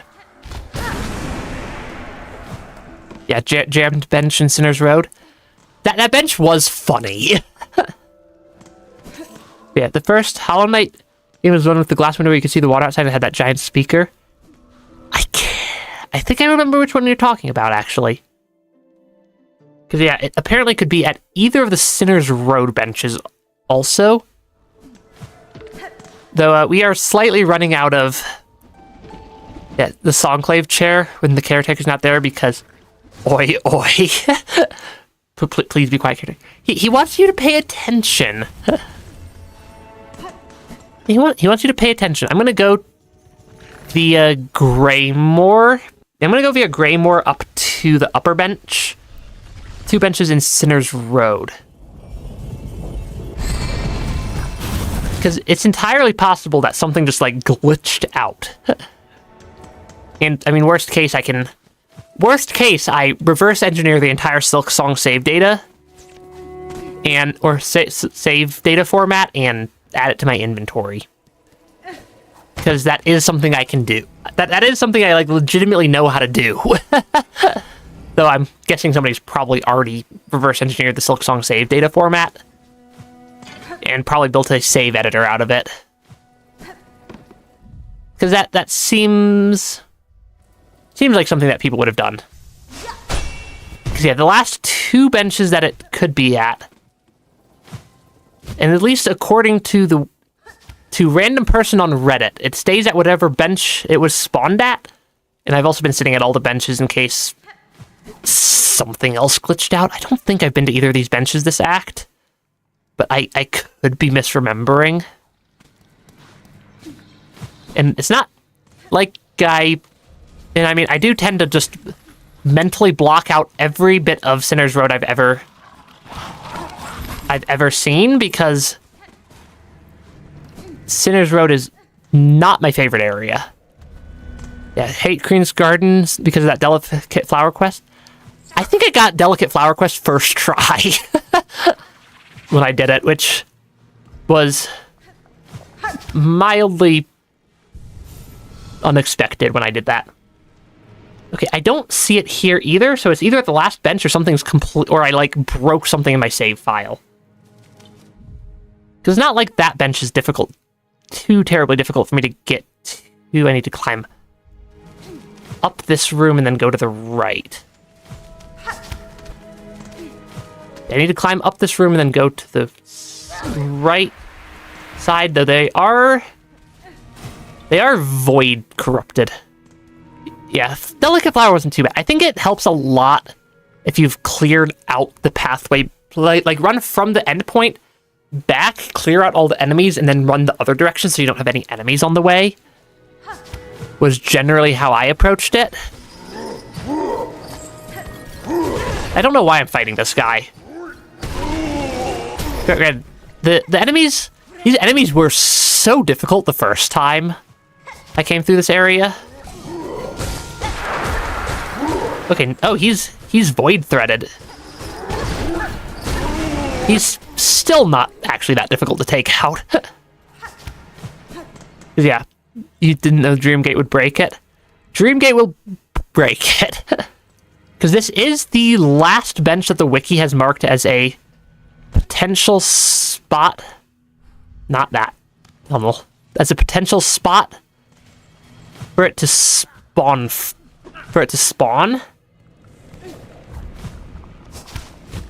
And I don't think I've been here in Act 3 either.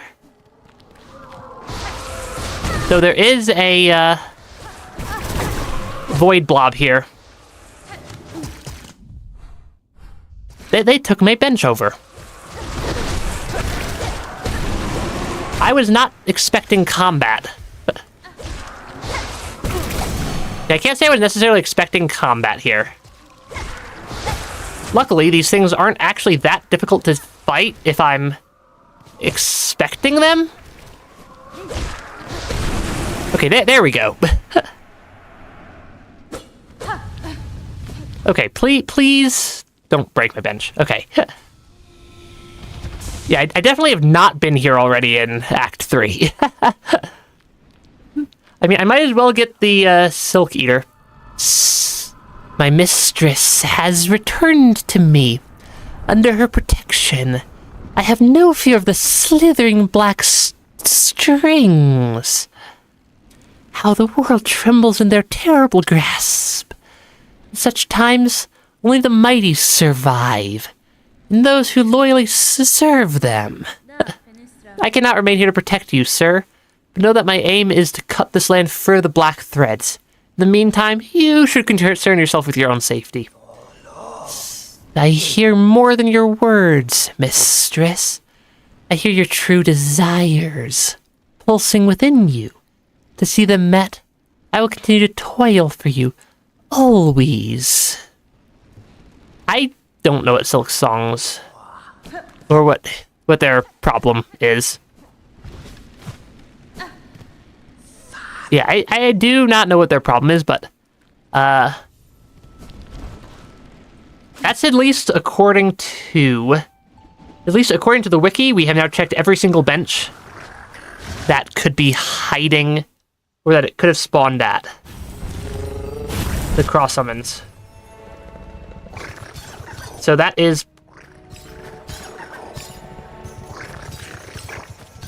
kind of concerning. Yeah, that is kind of concerning that we've now checked every single one. Go to the crawls and knock on their door for a bit, see if it's broken enough to let me in anyways. It might be broken enough. I don't know. Because, like, it's definitely... We did check every single one.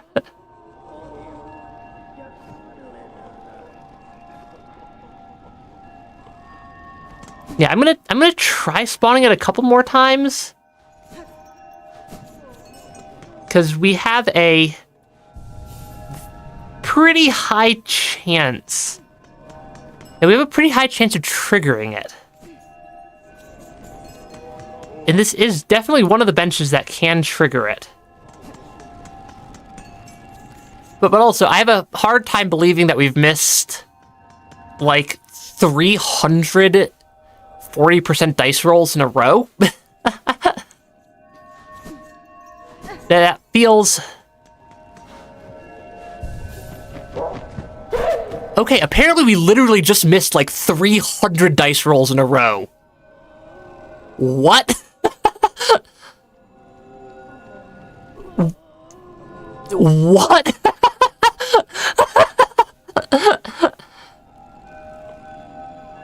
Okay, we how many of those did we sit at? We sat at every bench at least once. We sat at the Bellheart bench at least like 15 times. We missed at least 40 of those in a row. I'm gonna say we missed at least 40 in a row. That would be... Oh gosh, I might need a better calculator. A 0.0000001% chance. Yeah, that's a point. That is a.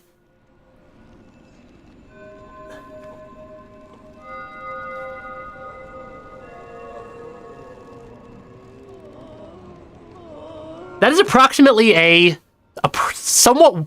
I did clip that. That is approximately, assuming 40 benches, which I feel is a pretty good estimate. I'd have to go through the. I'll probably scrub through the VOD at this point. 40 benches would be approximately a 1 in a billion chance, according to my very. Of missing it. That is. I'm gonna pick it up and then, I'm gonna go buy a lottery ticket after the stream ends. Because, we have 3 hearts and Silksong, so it's a 40% chance each roll. 60% chance we don't get it. We didn't get it like 30, 40 plus times in a row. I'll scrub through the VOD and see how many times we didn't get it, but that is. I think that is the craziest luck I have ever seen in a game.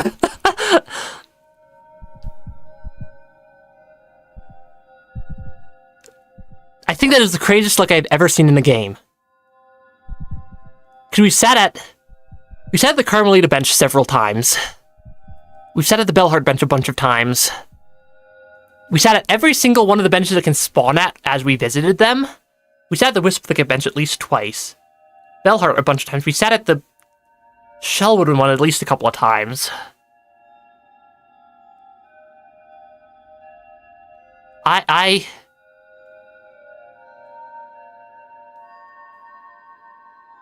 legitimately cannot believe that.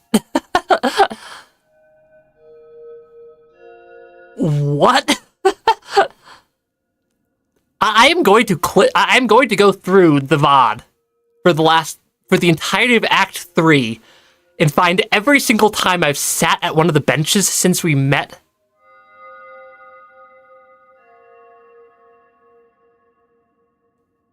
Yeah, I'm gonna go through every single bench I've sat on since we've met the requirements in Act 3. In the VOD. And count them. And Desolate Dive is very good. But I'm gonna go through and count how many of the benches we sat at. The probabilities of it spawning at each bench, and I'm going to actually do the math to figure out how unlucky we actually got there.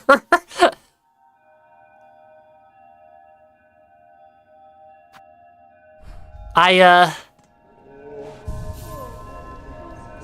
think I'm going to have to end the stream there because I don't think I'm going to be functional enough to do literally anything else for the rest of the stream after that set of dice rolls.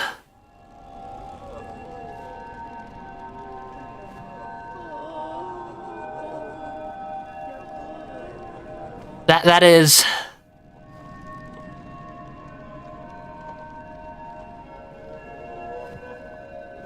Yeah, I'm gonna end the stream there because I literally cannot function anymore. So thanks for watching. Like, comment, subscribe. I will have the odds posted as soon as I finish scrubbing through like 20 hours of Act 3 VODs. But have a good one. Bye.